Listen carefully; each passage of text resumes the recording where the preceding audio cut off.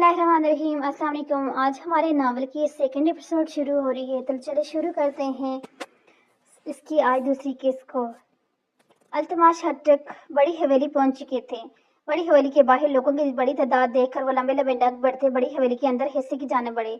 राहदारी से गुजरते ही इनके पाँव में बेड़ियों से जगड़ने लगी। इन्हें ऐसे लग रहा था सामने वाला मंजर देखकर इनकी सांसें थम जाएंगी, पर ऐसे नहीं हुआ। इन्हें लगा कि इनका दिल धड़कना बंद हो जाएगा, ये भी नहीं हुआ। इन्हें लगा क़यामत आ गई, पर ऐसा भी नहीं हुआ। इनका ख्वाब सच साबित हुआ।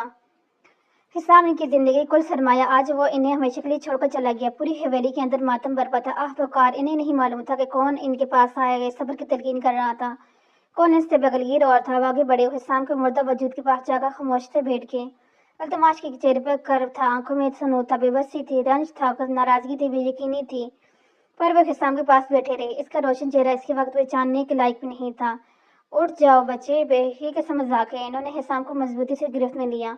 हिसाम, मेरा हुक्म है, उठ जाएं। देखिए लाला जान का दिल बंद हो रहा है। इसकी पेशानी पर लब रखते हुए रो देने को थे। वो रो रहे थे, इसकी आंखों में एहसान की पेशानियां बरस रही थी। किसी बारिश की तरह मजबूर था, अपने लाला जान के आंसू वो नहीं सिमट सकता था। अल्तमाश की पेशानी पर लब रखकर वो वहीं झुक कर बैठ गई। हिसाम का खून आलूदा हाथ इनकी मजबूत गिरफ्त में था।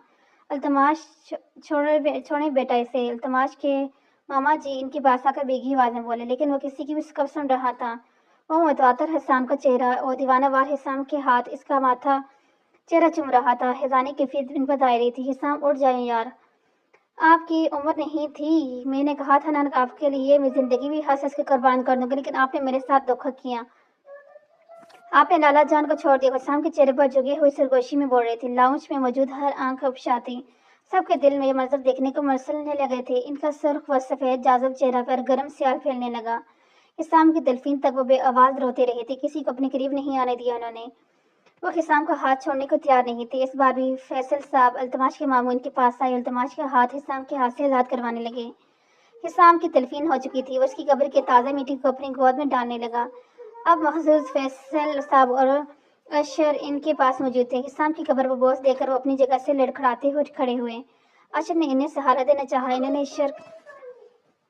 अशर के हाथ झटक दिए और गर्म चादर में मिट्टी को लिए कब्रिस्तान से बाहर चले गए। अशर ने फैसल साहब के इशारों पर हाथ रखकर इन्हें चलने का कहा और वे दोनों वापस घर चले गए। हिसाम की मौत और इस अलनाक वाक़ये को हुए 3 दिन गुजर गए। 3 दिन इनके लिए किसी नासूर की तरह ठहरे थे। कमरे की एसी होने के वजह से कमरे में घुटन बढ़ने लगी थी, पर यह भी इनका हुक्म था कि इन कमरे में कोई नहीं आएगा। ग्लास विंडो नॉक हुआ। वो नहीं जानते थे कि कमरे में दाखिल होने वाली हस्ती कौन है। वो पेट के बल बेड पर दराज था। आंखों के गिर स्याह हल्के थे, सिर्फ और सफेद चेहरे पर दर्द बढ़ चुका था। सिगरेट का मुसलसल इस्तेमाल इनकी सेहत पर भी बुरे असरात जाहिर करने लगा था। अल्तमाश या आने वाली आवाज वो भी पहचान के थे। आने वाला कोई और नहीं बल्कि इनके करीबी दोस्त कजन आशर था।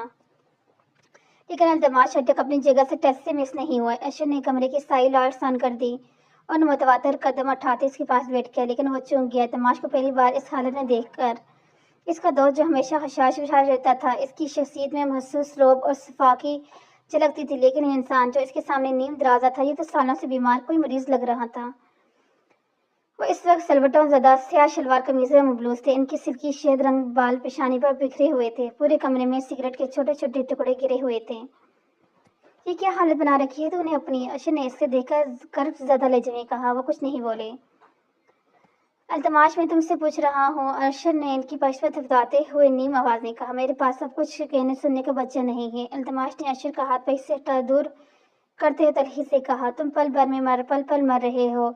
समझ सकता हूँ तुम्हारी दिली कैफियत। अल्तमाश, रब की हिकमत से कोई नहीं बच सकता। अशर को बस नहीं चल रहा था, वरना अभी के अभी अल्तमाश की जिंदगी इनकी जीने की वजह से हिसाम को इनके सामने लाकर खड़ा कर देता। मुझे छोड़ गया अशर, वो मुझे छोड़ कर चला गया, यानी वो मेरी रूह निकाल के ले गया। अब बच्चे क्या है मेरे दिल में, जिंदगी की हर कतरा निकाल के ले गया। अब यहाँ कुछ नहीं, संगीतों के सवाल नदी हर मोती को कंकाल कर गया है। जिसम जमा हो गया है, वो मुझे अपना लाला जान को छोड़कर चला गया। मेरी मौत को वो संभाल के ले गया। हर में इनके घबरू आवाज में बेहद बारी हो गई थी। दीवार पर मुक्का रसीद करते हुए चिल्ला उठी थी। इनकी आंसू और बेबसी को देख अशर की रूह तक जख्मी हो गई थी। अल्लाह की यही मर्जी थी अल्तमाश, और तुम ये सब करके इसकी रूह को अजीयत दे रहे हो। अशर ने इन्हें समझाने वाले अंदाज में कहा। इनकी गनी मुझे तले खुश्क लब जख्मी मुस्कुराहट हंसी देख गोया वो यह खोल कर देख कर इजहार भी नहीं कर सकते थे। वो मेरी कोई कीमती चीज़ गायब करता तो अफसोस नहीं होता। इन्होंने मुझे छलनी करके इस दुनिया से तन्हा कर दिया। मेरी जिंदा रहने की वजह वो इसे छीन के ले गए, उड़ गए। उनके वजी चेहरा जबत के मारे सुर होते रहे। लेकिन अब कब तक चलेगा? तुम इस हाल में देखकर खुश होगा।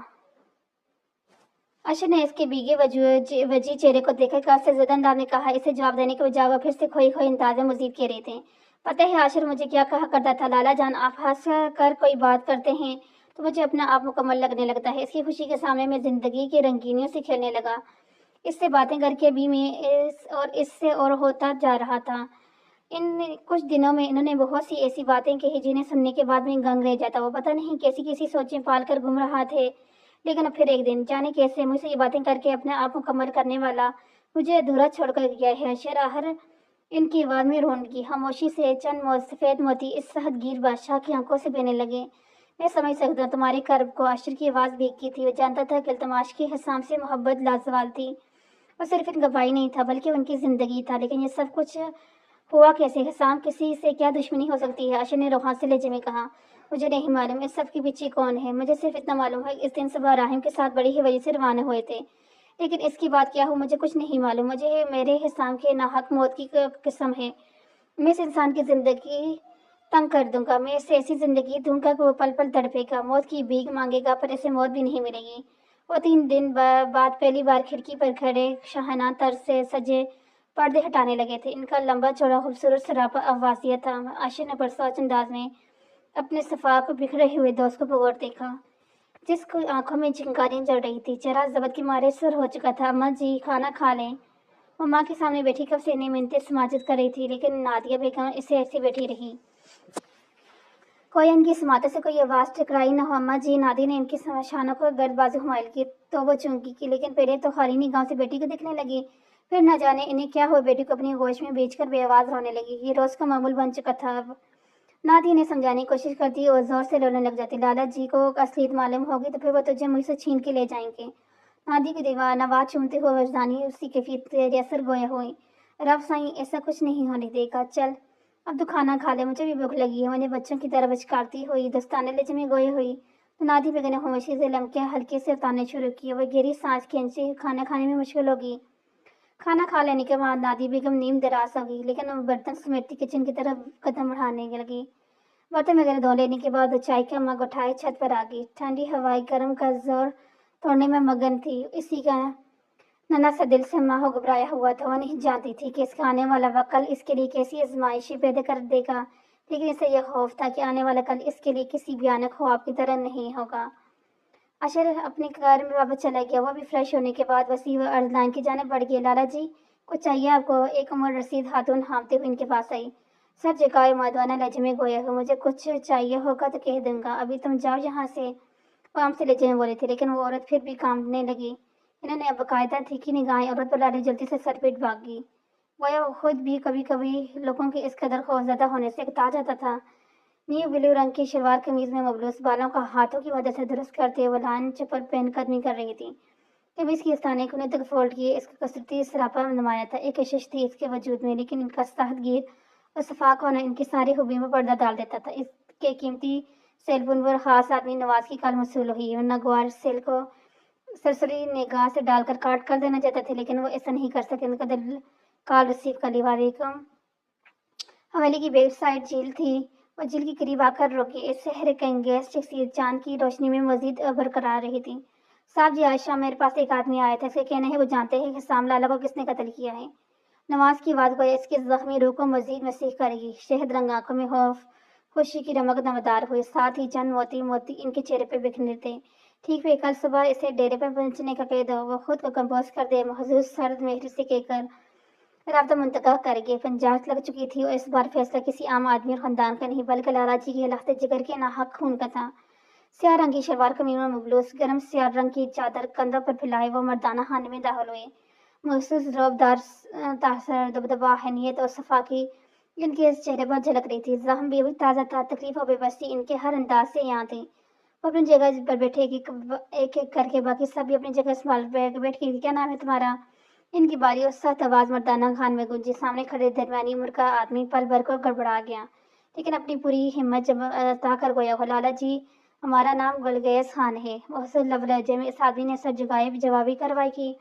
التماش ہٹ گئی، چوری پچھانے بل پڑے۔ سر اٹھا کر بات کرو گلگیز خان، انہوں نے دھیمی مگر تیز لہجے میں کہا۔ لالا جی حسام لال کو راہم نے قتل کیا ہے، انہوں نے اپنی گناہگار آنکھوں سے دیکھا ہے۔ اس کا انداز ایسا تھا جیسے ابھی بات مکمل کرنے میں بھاگ جائے گا، لیکن لالا جی کی وحشت کو بانپتے ہوئے اپنی جگہ سے ہلنے ہی تک نہیں، باقی سب کے منہ کھلے کھلے رہ گئے۔ مردانہ خان میں سرگوشیاں بننے لگی۔ گلگیز خان، کیا تم سمجھ بول رہے کہ واقعی راہم نے حسام کا قتل کیا ہے؟ نہ جانے وہ ضبط کی کون سی منظریں طے کر رہے تھے، پر بظاہر اندازہ سرسری اور کسی بھی جذبے سے آتا تھا۔ لالا جی ہم قسم اٹھاتا ہے سکتے ہیں راہم نے یہ سب کیا ہے۔ اس بار وہ خان بیچاری بول گئی۔ اسے بولا، ٹھیک ہے گلگیز، تم جا سکتے، لیکن یاد رکھنا اگر یہ جھوٹ ثابت ہوا تو میں تمہارے چھوڑوں گا نہیں۔ ان کے لہجے نرم کم اور دھمکی زیادہ تھی۔ گلگیز خان نے عقیدے سے سر ہلاتا دیا۔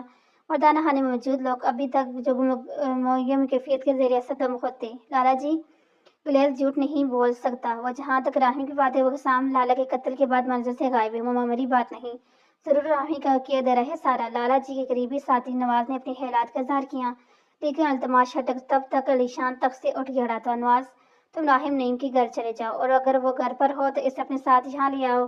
ایک ایک وسطین خونی فول تک کرتے ہوئے مردانہ خان سے باہر جانے لگے۔ چادر انہوں نے ایک ہاتھ میں لیا ہوا تھا، ان کی پرکش آنکھیں نفرت اور غصے کے شدید لپٹ میں تھیں، ان کا اندازہ اور چہرہ سپاٹ اور بے لچک تھا۔ اگر گھر پر نہیں ہوا صاحب جی تو پھر کیا حکم ہے آپ کا؟ نواز کے مدمانہ لہجے میں کہا۔ پھر اس کے گھر میں کوئی بھی موجود ہو اسے اپنے ساتھ لے آنا، وہ کہہ کر مردانہ خانے سے باہر نکل گئے، جبکہ باقی سب کے چہروں پر تلخی مسکراہٹ کے ساتھ اور زدگی نمایاں تھی۔ اماں جی تو تازہ دم ہو جانا، آج نوری کی مہندی ہے، ماسی نے تجھے بھی بلایا ہے۔ وہ ہمیں اسی کوشش میں لگی رہتی تھی کہ نادیہ بیگم نارمل انداز میں زندگی بسر کریں، اور اب تو اس خوف کے ناک واقعے کو گزرے کافی دن ہو چکے تھے۔ نادی کے چھوٹے سے دل میں خوف اور دہشت ابھی بھی ویسی تھی جیسے ابھی وہ اس بربریت کو دیکھ رہی ہو۔ راہم کی وحشانہ حرکت ہمیشہ اس کی آنکھوں کے سامنے خولناک خواب کی طرح لہرانے لگتی، جس پر اس کا چہرہ لٹے کی مان زرد پر رہ جاتا۔ دی رانی، شادی والے دن جائیں گے نہ ہم، اور تو آج نہیں جا، صبح سے میرا دل بیٹھا جا رہا ہے، ناہیدہ بیگم نے کہا۔ نادیہ بیگم کی شفقت و پیار میں ہر گزرتے دن کے ساتھ بیٹی کے لیے اضافہ ہوتا جا رہا تھا۔ اماں جی تو اب بھی ڈر رہی ہے، بھول جا اس کے سب کو دیکھ کر اتنے دن گزرنے کے باوجود لالا جی کو کوئی سروغ نہیں ملا تو ابھی آگے نہیں ملے گا انشاءاللہ، تو بس اپنا دھیان رکھ۔ ماں کے گھٹنوں پر اپنا نرم نازک گردنی ہاتھ رکھ کر زمین پر بیٹھ گئی۔ سیاہ ریشمی بال کسی ابشار کی طرح اس کی کمر پر پھیلے ہوئے تھے۔ بد رنگ اور غصہ ہوا جوڑا اس کی زیردن کیا ہوا تھا، پر اس کے باوجود وہ کشش معصوم لگ رہی تھی۔ اللہ تیرے زبان مبارک کرے میری بچی۔ ناہیدہ بیگم نے امرد آنے والے آنسو صاف کیے، بیٹی کے ماتھے پر بوس دیا، گویا نے نادیہ سے زیادہ خود کو یقین دلایا۔ خارجی دروازے پر حرکت کو دی۔ نادیہ ماں کو پیار کرتے مسکراتے دیکھ رہی، خارجی دروازے کی طرف بڑھ گئی، دروازے کھلتے چہرے پر کالے بادلوں کے سائے لہرانے لگے۔ نواز کو راہم کے ساتھ بہت بار دیکھ چکی تھی، اور یہ بھی جانتی تھی کہ نواز بھی لالا جی کا خاص آدمی ہے۔ اس نے اوڑھنی درست کی اور نواز کے راستے سے ہٹ گئی۔ نواز کے ساتھ 3 آدمی اور بھی تھے، پر نواز نے انہیں اندر آنے سے منع کر دیا اور خود ہی گھر میں داخل ہوا۔ وہ ناہیدہ بیگم کے سامنے جا کر کھڑا ہو گیا۔ نہ جانے کیوں ناہیدہ کے دل میں خطرے کی گھنٹیاں بجنے لگی، کوئی اس سے لگ رہا تھا کہ ابھی نواز کے منہ سے وہ بے رحم الفاظ ادا ہوں گے جن کے الفاظ سننے کے لیے وہ خود کو کبھی بھی تیار نہیں کر رکھ سکتی۔ ماسی، راہم کدھر ہے؟ لالا جی نے اسے ڈیرے میں بلایا ہے۔ نواز کا لہجہ اگر اچھا نہیں تھا تو برا بھی نہیں تھا۔ ناہیدہ بیگم کی آنکھیں پھترا گئی، انکار وجود مستر ہونے کو لگا۔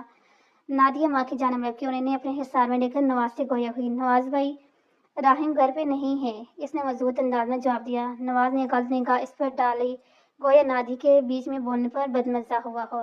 ماسی تو چلو میرے ساتھ، لالا جی کا حکم ہے۔ نواز نے کندھے اچھا کر متصر کہا۔ نادی کی آنکھیں پھیلی، وہ کیسے اپنی ماں کو تنہا لالا جی کے پاس بھیج سکتی تھی؟ نہیں اماں جائے گی بڑی حویلی، لیکن میں چل سکتی ہوں آپ کے ساتھ، یہ کہتے ہوئے اپنے کمرے کی جانب مڑ گئی۔ ناہیدہ بیگم ساکت و جامد چارپائی بھی بیٹھی تھی، اپنے کمرے سے بڑے سے دوپٹے میں خود کو چھپائے باہر آئی۔ ناہیدہ بیٹے کو دیکھا، ایک چس میں چارپائی سے اٹھ کھڑی ہوئی۔ کہاں جا رہی ہے تو؟ میں نہیں جانے دوں گی تجھے، سمجھ آئی میری بات؟ تو کبھی بڑی حویلی نہیں جائے گی۔ ناہیدہ بیگم کی آواز اونچی ہوگی جبکہ ان کا لہجہ بکھرا ہوا تھا۔ نواز نے حیرانگی سے انہیں گھورا جو بیٹی کو خود سے لپٹائے بار بار ایک ہی بات دہرائی جا رہی تھی کہ وہ ابھی کبھی بھی لالا جی کے سامنے نہیں جانے دے گی۔ اماں جی ہوش کر، کچھ نہیں ہوگا، مجھے تیری دی ہوں نا، پھر کس بات کا خوف ہے؟ اور لالا جی بھلے انسان ہیں، میں نے گاؤں کے لوگوں سے ان کے رحم دلی اور نرم طبیعت کی بہت سی کہانی سنی ہیں، اس نے زبردستی لبوں پر مسکان سجائی۔ کہانیاں ہمیشہ حقیقت میں تبدیل نہیں ہوا کرتی، تم بھی تو باتیں کرتی تھی نا جس میں کوئی حقیقت نہیں ہوا کرتی تھی، تم نے بھی وہ خواب دیکھ رکھے تھے نا، لیکن آج میں ہم زندگی کے اس موڑ پر کھڑے ہیں جہاں تیری حفاظت تک میں نہیں کر سکوں گی۔ لالا جی کے سامنے گاؤں کے کوئی آدمی تیرے میں حق میں نہیں بولے گا، اور تو ونی بن کر ہمیشہ کے لیے ان کی باندی بن کے رہے گی۔ میں کیسے گوارا کر لوں؟ ناہیدہ بیگم سر پیٹ ڈھوڑنے کا ہو تھا اور ساتھ نادیہ کو خود سے دور کر رہی تھی۔ چلو بیٹا، میں چلتی ہوں تمہارے ساتھ۔ یہ کہتے ہی نادیہ کا ہاتھ پکڑے اسی کمرے میں بند کر آئی تھی۔ وہ جانتی تھی نادیہ کی ضد کے آگے وہ کچھ نہیں کر سکتی۔ وہ نادیہ جیسی ضدی لڑکی ضرور لالا جی کے پاس چلی جائے گی۔ اماں جی دروازہ کھولو۔ تو اکیلے نہیں جائے گی اماں، وہ اندر سے دیوار نواز چلا رہی تھی، لیکن نادیہ بیگم نے گویا کان ہی بند کر لیے تھے اور بڑی حویلی روانہ ہوگی۔ لالا جی، راہم کی ماں میرے ساتھ آئی ہے، نواز نے انہیں کال کر کے کہا کہ ٹھیک ہے، تم انہیں حویلی کے اندر حصے کی طرف لے کے جانا، وردانہ خانے کی طرف جانے کی ضرورت نہیں۔ انہوں نے سرد انداز میں دو ٹوک کہا۔ ان کی آواز میں چٹانیں جیسی سختی ادھر آئی۔ جی ٹھیک ہے لالا جی، نواز نے معتمد آواز میں کہا۔ اللہ جی رحم کرنا، مجھے اپنی پرواہ نہیں، پر اماں جی کو اس عمر میں ذلیل ہونے سے بچا لینا۔ وردانہ خانے میں باندھ باندھ کر لوگ موجود تھے، میری ماں کو رسوا ہونے سے بچا لینا۔ وہ کمرے میں بند تھی، لیکن اس کے منہ سے بار بار اللہ پاک کا نام ادا ہو رہا تھا اور اپنے رب سے التجا کر رہی تھی کہ اس کی ماں کے ساتھ کوئی حقارت زدہ توہین آمیزہ سلوک نہ برتیں۔ اس کی یہی دعا تھی کہ لالا جی اس کی ماں سے کسی قسم کی سختی یا بے رحمتی والی بات نہ کہتے۔ اسی وقت اس کے پاس بڑا فون بجنے لگا۔ راہم کے نمبر سے کال موصول ہوئی۔ گہری سانس بھرتی اس نے خود کو پرسکون کرنا چاہا اور کال ریسیو کی۔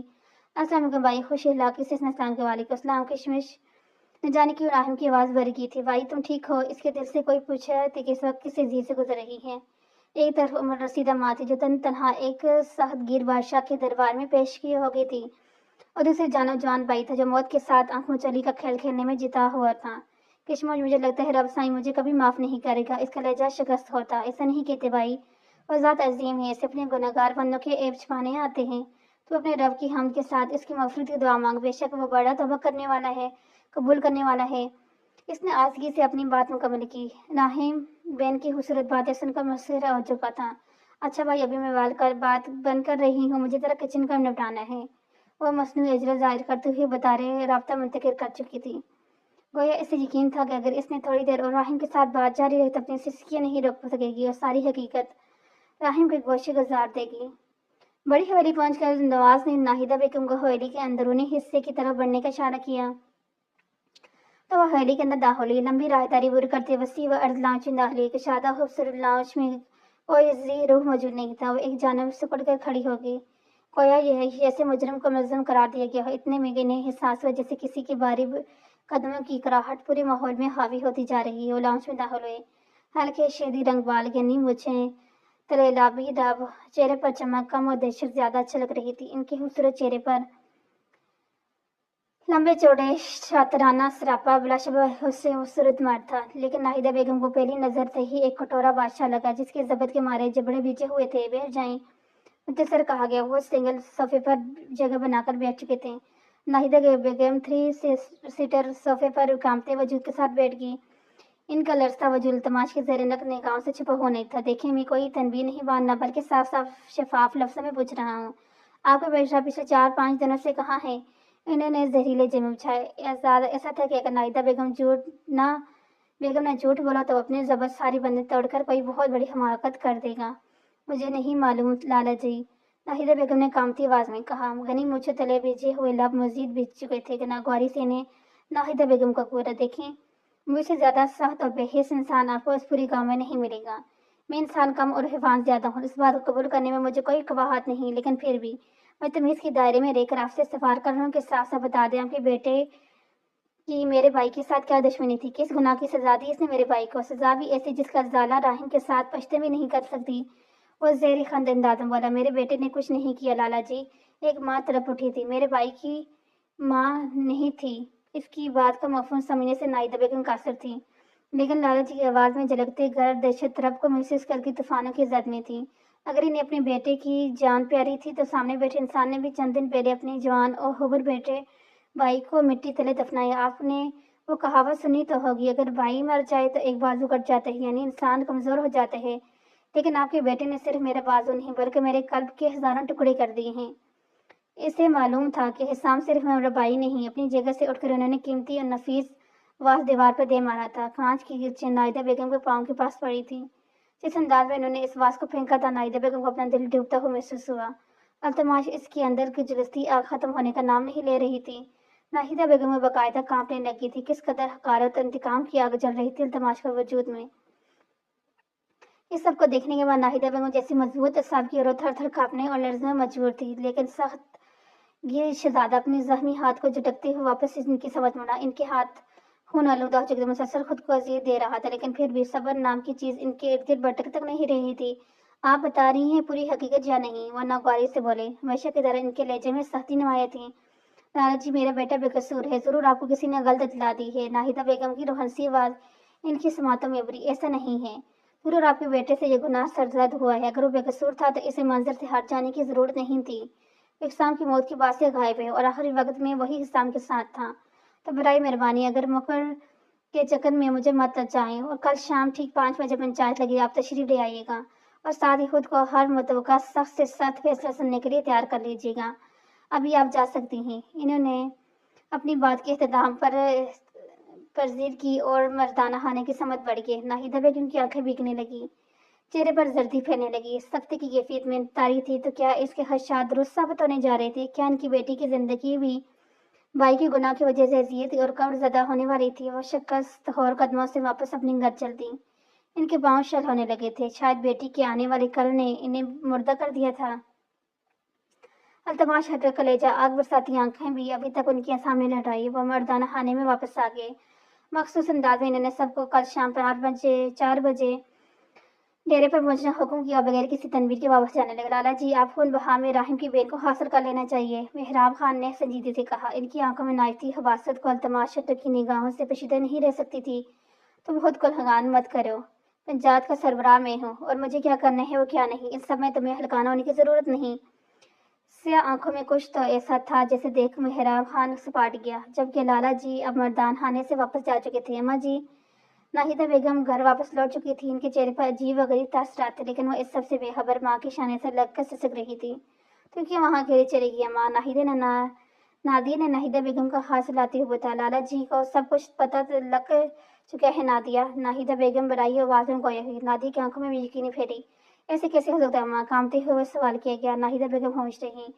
اماں جی، میری بات سنیں۔ اس نے ماں کا رخ اپنی جانب موڑا اور اس کے جھکے ہوئے کندھوں پر سخت گرفت مضبوط جما کر گویا ہوئی۔ اگر لالا جی کو سب معلوم ہے تو پھر آپ میں اور ان کے سامنے جاؤں گی، پھر چاہے میرے ساتھ جو بھی ہو، کچھ بھی ہو، کہیں گے۔ اس نے زہریلی آواز میں کہا۔ میرے وجود کا حصہ ہے تو کہنا آسان ہے کہ میں تجھ میں نہیں کروں گی تیرے لیے، لیکن اس بدبخت ماں سے پوچھ جس کی بیٹی کی مستقبل تاریک ہونے جا رہا ہے۔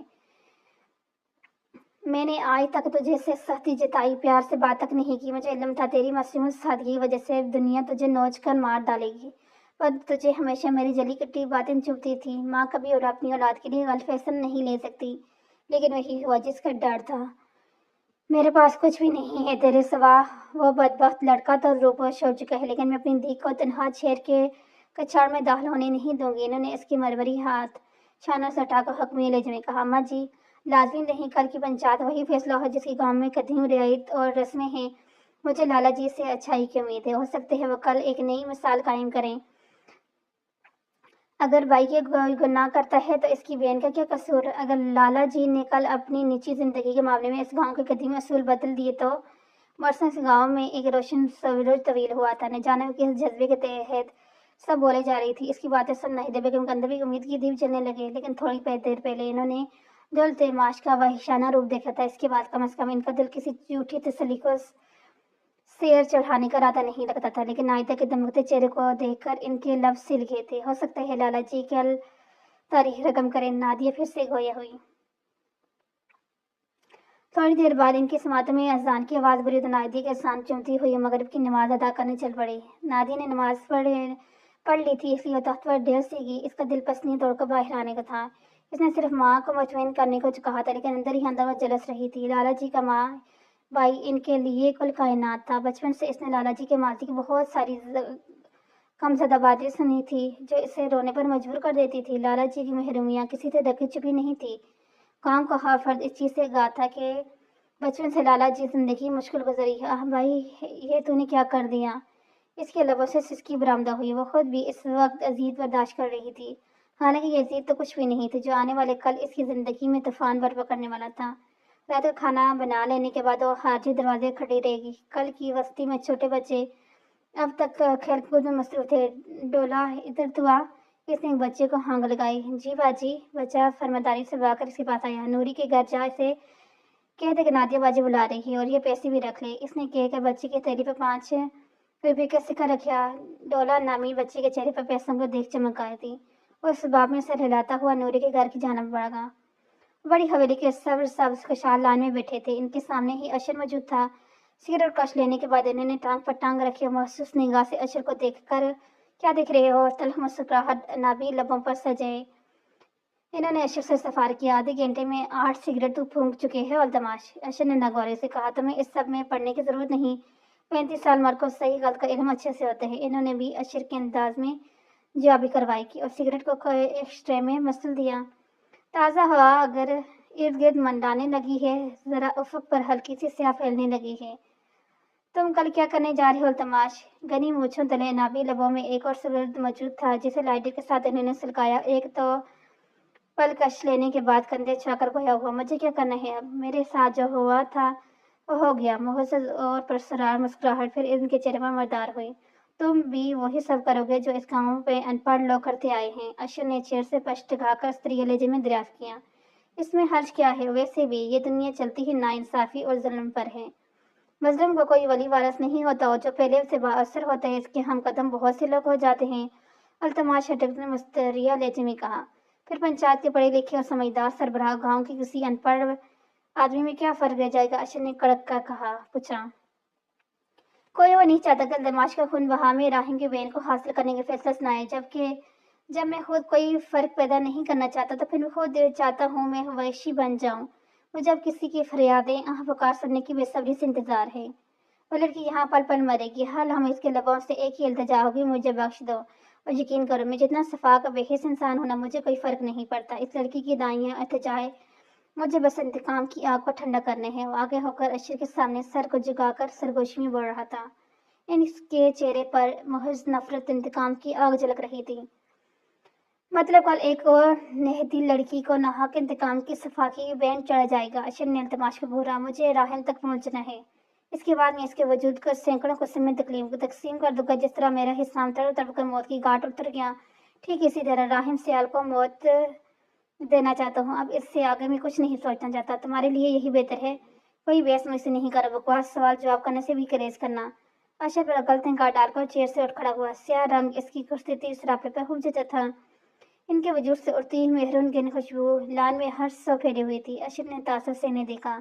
रिश्तेदारों जैसी शख्सियत का मालिक था, पर इनके अंदर रहम नरम और एहसास मर चुके थे। इनके शेद रंग बाल चौड़ी पेशानी बिखरे हुए थे, जिन्हें सेट करने की जहमत लाला जी ने नहीं की थी। वो आम खुरिये में भी गजब डाल रहे थे, लेकिन अशर तो इनकी आंखों की झलकती नफरत में खो गया था। क्या हुआ नादिया, सब ठीक तो है ना। नूरी ने आते साथ ही फिक्रमंद लहजे में कहा। वह दूर अफक में जलमलाते सितारों में खोई थी। इसके गंदुनी चांद की जगह जगह करती रोशनी में परकशी दिखाई दे रहा था। वह नहीं पागल लड़की सहमी हुई थी जिंदगी में पहली बार। स्याह खूबसूरत आंखों में वीरानी के साथ होश को ले रही थी। नूरी ने इसके शाने पर हाथ रखा तो इसके होश आने की दुनिया में कदम रखा। तुझे क्या हुआ है नादी। इसके जर्द चेहरे पर निगाहें मशगूल करते नूरी ने बेकरारी से पूछा। कुछ नहीं, बस यूं ही दिल उदास था। इसने फिर से निगाहें आसमान पर जमा दी। और दिल क्यों उदास था। नूरी की निगाहें मुहस इसकी गंदमी चेहरे पर मरकूज थी। ऐसे ही दिल में जा जाते हैं। इसने गंदे छुलाकर ये कैसी कैसी बहकी बहकी बातें कर रही है। तो कुछ हुआ चल रहा है या मुझे भी बता दे। नूरी ने ऐसे को बिचकारते हुए कहा। कुछ भी नहीं, तुझे शादी करने की जल्दी थी ना नूरी। इसने लेजे में हाशाश विचार करते हुए नूरी को छेड़ा। नहीं जी, वो तो बस अम्मा की जिद थी, वरना मैं तो सारी जिंदगी तुझसे चिमटी रहती। नूरी ने सुर होते आखिर में दादियों को खुद से लगाते हुए शोही से कहा। चल दफा, कल तो रुखसत होकर चली जाएगी, इसके बाद नजर भी नहीं आएगी। मेरा दिल नहीं कर लगेगा फिर गाँव में। नादी ने उत्तर दी। तू भी शादी कर लेना फिर, अपने ख्वाबों के शिदाते से ना सही लेकिन अमजद से ही कर ले। नूरी कौन सा काम थी, अपनी तरफ से इससे सुलगाने की भरपूर कोशिश की। लेकिन नादी के चेहरे पर कोई खास तसल्लुदार नहीं हुआ, पर नूरी के मुंह से शादी का लफ्ज सुनकर इसका चेहरा मजीद सपाट हो गया। चाय पी कर आई है तो नादिया ने बात को गोल करना चाहा। नहीं भी, अब सख्त तलब हो रही है। नूरी ने मुस्किन सुर बनाकर कहा तो इसकी पंखुड़ियां जैसे लब मुस्कुराए। चल फिर गर्मा गर्म चाय पिलाती हूँ तुझे। नूरी के हाथ थामे वो सीढ़ियां उतरने लगी। पांचदेव की छिंगार माहौल में छाए सुकून को चीर रही थी। इसकी आंख फजर की नमाज के वक्त खुली। नमाज पढ़ लेने के बाद वो छत पर आ गई। न जाने क्यों इसकी आंखों में खौफ के साए नमाए थे। पूरे ज्यादा से घर की सफाई सुथराई करने के और नाहिदा बेगम पास्ता का वेट की। नाहिदा बेगम सुबह से अपने कमरे से बाहर नहीं निकली थी। अम्मा जी खाना खा ले तो आकर वो धीमी आवाज में गोया ही टाइम क्या हो रहा है। इन्होंने लब कुशाई की तो पहला जुमला यही था। नादिर के चेहरे पर बरछाई चमक को मध्यम करने के लिए काफी था। 2 बज चुके हैं।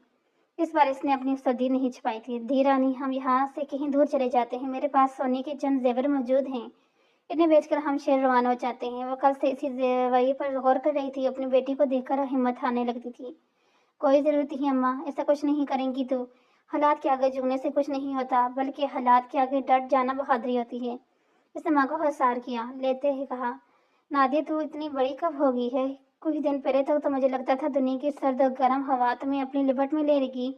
तुम्हारे अंदर इतनी हिम्मत और संजीदगी कहाँ से आ गई मेरी दी?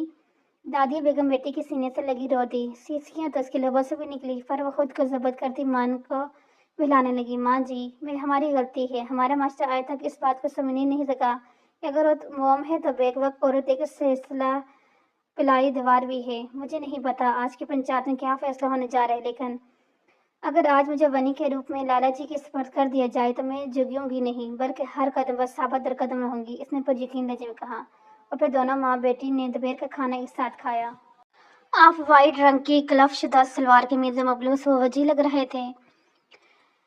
मिरर के सामने सजी कीमती परफ्यूम में से इन्होंने होठ पर स्प्रे किया और स्याह कलर की ज्यादा चौड़े कंधों पर फैलाई कमरे से बाहर निकल आई। इनके कदम बढ़ते कदमों में शहाना अंदाज झलक रहा था। चेहरे पर भी इतने अरसे बाद फातिहाना मुस्कान रस्कान थी।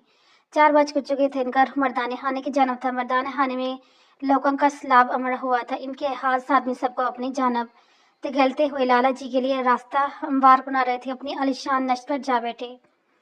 इनकी आंखों में हल्की नीमी तैर रही थी। नवाज चंद एक अफराद के अलावा बाकी सबको मर्दाना खाने से रवाना करो। इनकी बारी आवाज मर्दाना खाने में गूंजी। अल्तमाश ने तनकीदी निगाह नाहिदा बेगम पर डाली, जिसके बाद इन्होंने हुक्म सादर किया। आप पंचायत अहम फैसला सुनाने जा रही थी, लेकिन आज की लगने वाली पंचायत भी खास नौयत की थी। हर मरतबा मुखालिफ समेत से फरीक मर्द हजरात हुआ करते थे। इस बार एक औरत थी। अल्तमाश शटक ने सख्त लहजे में कहकर सबको चलता किया। अब मर्दाखाने में कुल 5 लोग मौजूद थे, जो कि अल्तमाश शटक के मुअज़्ज़ज़ लगते। अल्तमाश ने इन्हें मर्दाना खाने के अंदर मौजूद रहने का कहा। गुलगैस खान को एक बार फिर से पेश किया गया। इसने इस बार भी वही बयान दिया जो कल पंचायत के सामने था। नाहिदा बेगम की आंखों से आंसू रवाना थे। गुलगैस, तुम्हारे पास कोई ठोस सबूत है जिन्हें देखकर मेरा शक यकीन में बदल तब्दील होने जाने क्यों इस बात पर ज्यादा जोर डाल रहे थे? बदकिस्मती से आज तक गुलगैस के पास सबूत भी मौजूद था। गुलगैस की मोबाइल फोन लाल जी तक पहुंचाएगी, जिसमें रिकॉर्डिंग की गई हुई वीडियो मौजूद थी। जैसे जैसे वीडियो आगे जा रही थी, वैसे वैसे लाला जी के चेहरे के तसरात नाकाबिले बर्दाश्त हद तक सुर होते जा रहे। इतनी सख्ती शायद इनकी जिंदगी में पहले कभी नहीं जली थी।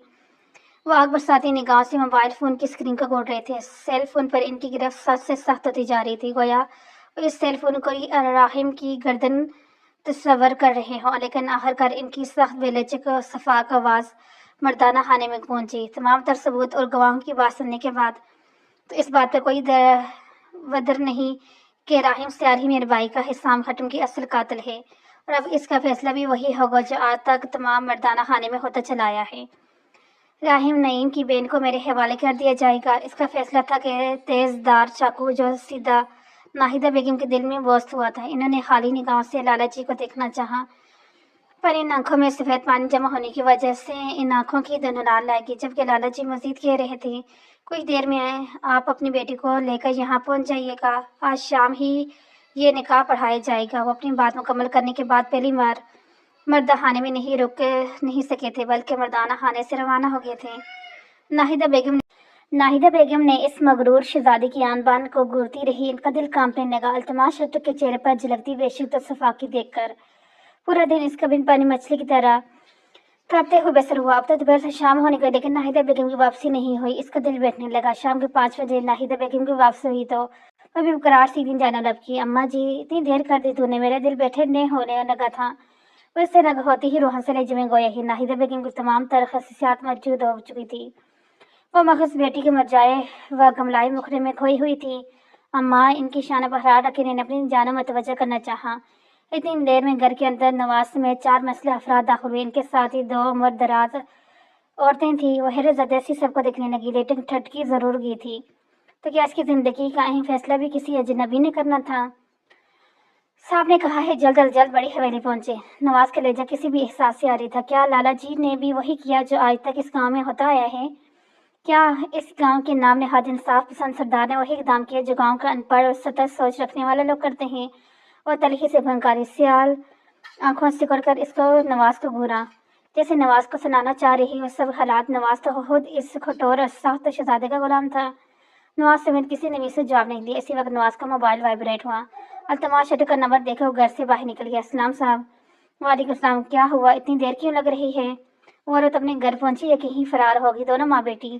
اس کا لہجہ ہمیشہ کی طرح سخت اور سپاٹ جذبات سے آ رہی تھا۔ صاحب ہم لوگ پورے راستے اس عورت کے پیچھے تھے، وہ گھر پہنچ گئی اور تھوڑی دیر بعد ہم انہیں اپنے ساتھ حویلی روانہ ہو جائیں گے، نواز نے دھیمی مردانہ لہجے میں کہا۔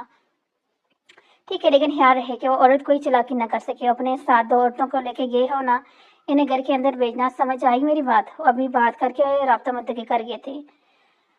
نواز نے حالی نظریں گھر پر ڈالی اور نفی میں سر ہلا دیا۔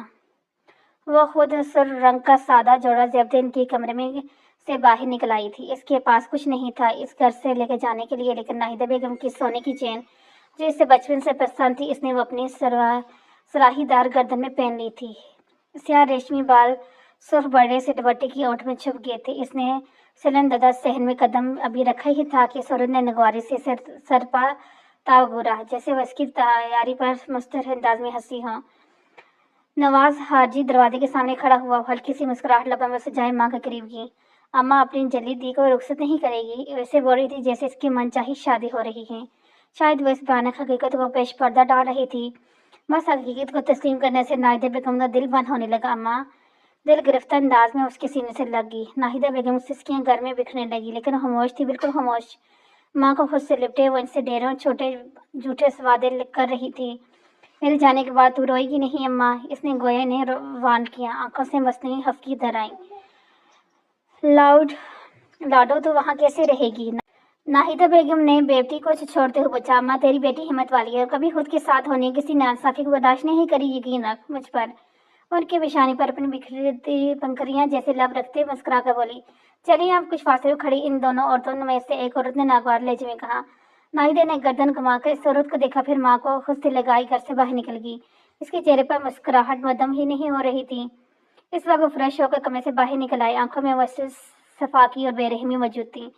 صفاقی بے رحمی جیسے جذبات میں حسام کی موت کے بعد ہر گزرتے دن کے ساتھ اضافہ ہوتا جا رہا تھا۔ تازہ دم ہونے بعد انہوں نے پھر سے سیاہ شلوار قمیض زیبتن کی تھی، سیاہ چادر ان کے کندھے پر پھیلی ہوئی تھی۔ قمیض قیمتی ریسٹ واچ اپنے مضبوط کلائی میں باندھے وہ سینے پھلانگتے ہوئے لاؤنج میں آگے۔ اچھے سے بال سیٹ کی خوشبو نہائے اور مردانہ خانے کی سمت بڑے نکاح ہوا اٹھ کر ان کے پاس آیا تھا اور شائستگی کی التماس شٹر کے ساتھ مسافہ کرنے لگا۔ مردانہ خانے میں تقریب 8 سے 9 افراد موجود تھے، لیکن حاجی پر گاؤں کے لوگوں کا سلاب امڈا ہے تھا۔ گاؤں کا سردار کا نکاح ہونا تھا آج۔ بے شک لالا جی کے لیے یہ وقت مشکل ترین تھا، اس کے لیے شادی کوئی معنی نہیں رکھتی تھی، پر سب لوگ بڑی حویلی پہنچنا شروع ہو گئے تھے۔ نوری کو جب یہ خبر ملی کہ نادیہ خون بہا میں آج التماس شٹر کے حوالے کی جا رہی تھی، اس کے پاؤں تلے سے زمین پہ سل گئی۔ اس کی دوست نے اتنے دن تک تنہا اذیت جیلی تھی اور اب حقیقی طور پر موت کے منہ میں جا رہی تھی۔ نوری بھاگتی ہوئی بڑی حویلی پہنچی۔ حاجی دروازے موجود گارڈ نے اسے بے مشکل ڈانٹ ڈپٹ کر حویلی کے اندر جانے سے باز رکھا۔ اتنے میں اس کی نگاہ بڑی حویلی کی کشادہ خوبصورت لان پر پڑی۔ اس کی دوست سرخ رنگ کے پلین جوڑے میں ملبوس تھی۔ نادیہ کے چہرے کی ہوائیاں اڑ رہی تھی، لیکن اس کی شکستہ خور قدمیں مردانہ خانے کی جانب بڑھ رہے تھے۔ اس نے نادیہ کو آواز دینی چاہی، پر نوری کے حلقے سے آواز برآمدہ نہیں ہو رہی تھی۔ نوری کے اس کے زبان پر تالے چپک گئے تھے۔ وہ مردانہ خانے میں داخل ہوئی۔ التماش اپنے ماما جان اور اشر کے ساتھ ایک سمت کھڑے تھے۔ ان کے جاذب اور وجیح چہرے پر دلکش مسکراہٹ موجود تھی، جبکہ آنکھوں میں چنگاریاں جل رہی تھیں، جیسے وہ اب سلگتی آگ میں نادیہ کا نازک وجود چلا کر راکھ کرنا چاہتے ہیں۔ نادیہ نے جھجکتے ہوئے دھڑکتے دل کے ساتھ ارد گرد داہرانہ نگاہ دوڑائی، گویا وہ جاننا چاہ رہی تھی کہ اس کی زندگی کی تلخ اور بے رحم موڑ پر कौन कौन शामिल है। महज चंद मुअज़्ज़ज़ लोग के इर्द गिर्द रखे कीमती तख्तन मौजूद थे, वो कुछ हद तक पुरसुकून होगी। अल्तमाश चटक ने इस सरसरी निगाह इसके वजूद डालना गवारा नहीं की थी। निकाह बढ़ाना शुरू कर दिया मैंने। अल्तमाश चटक की गबरू बारी और दिलफरेब आवाज़ मर्दाने खाने में पड़ी। नादिया ने बेतासर नाहिदा बेगम के हाथ को मजबूती से थाम लिया, जैसे वो खुद को एहसास दिलाना चाह रही हो कि फिलहाल वो तनहा नहीं है। इसकी माँ का शफीक और बेबस वजूद इसके आसपास मौजूद है।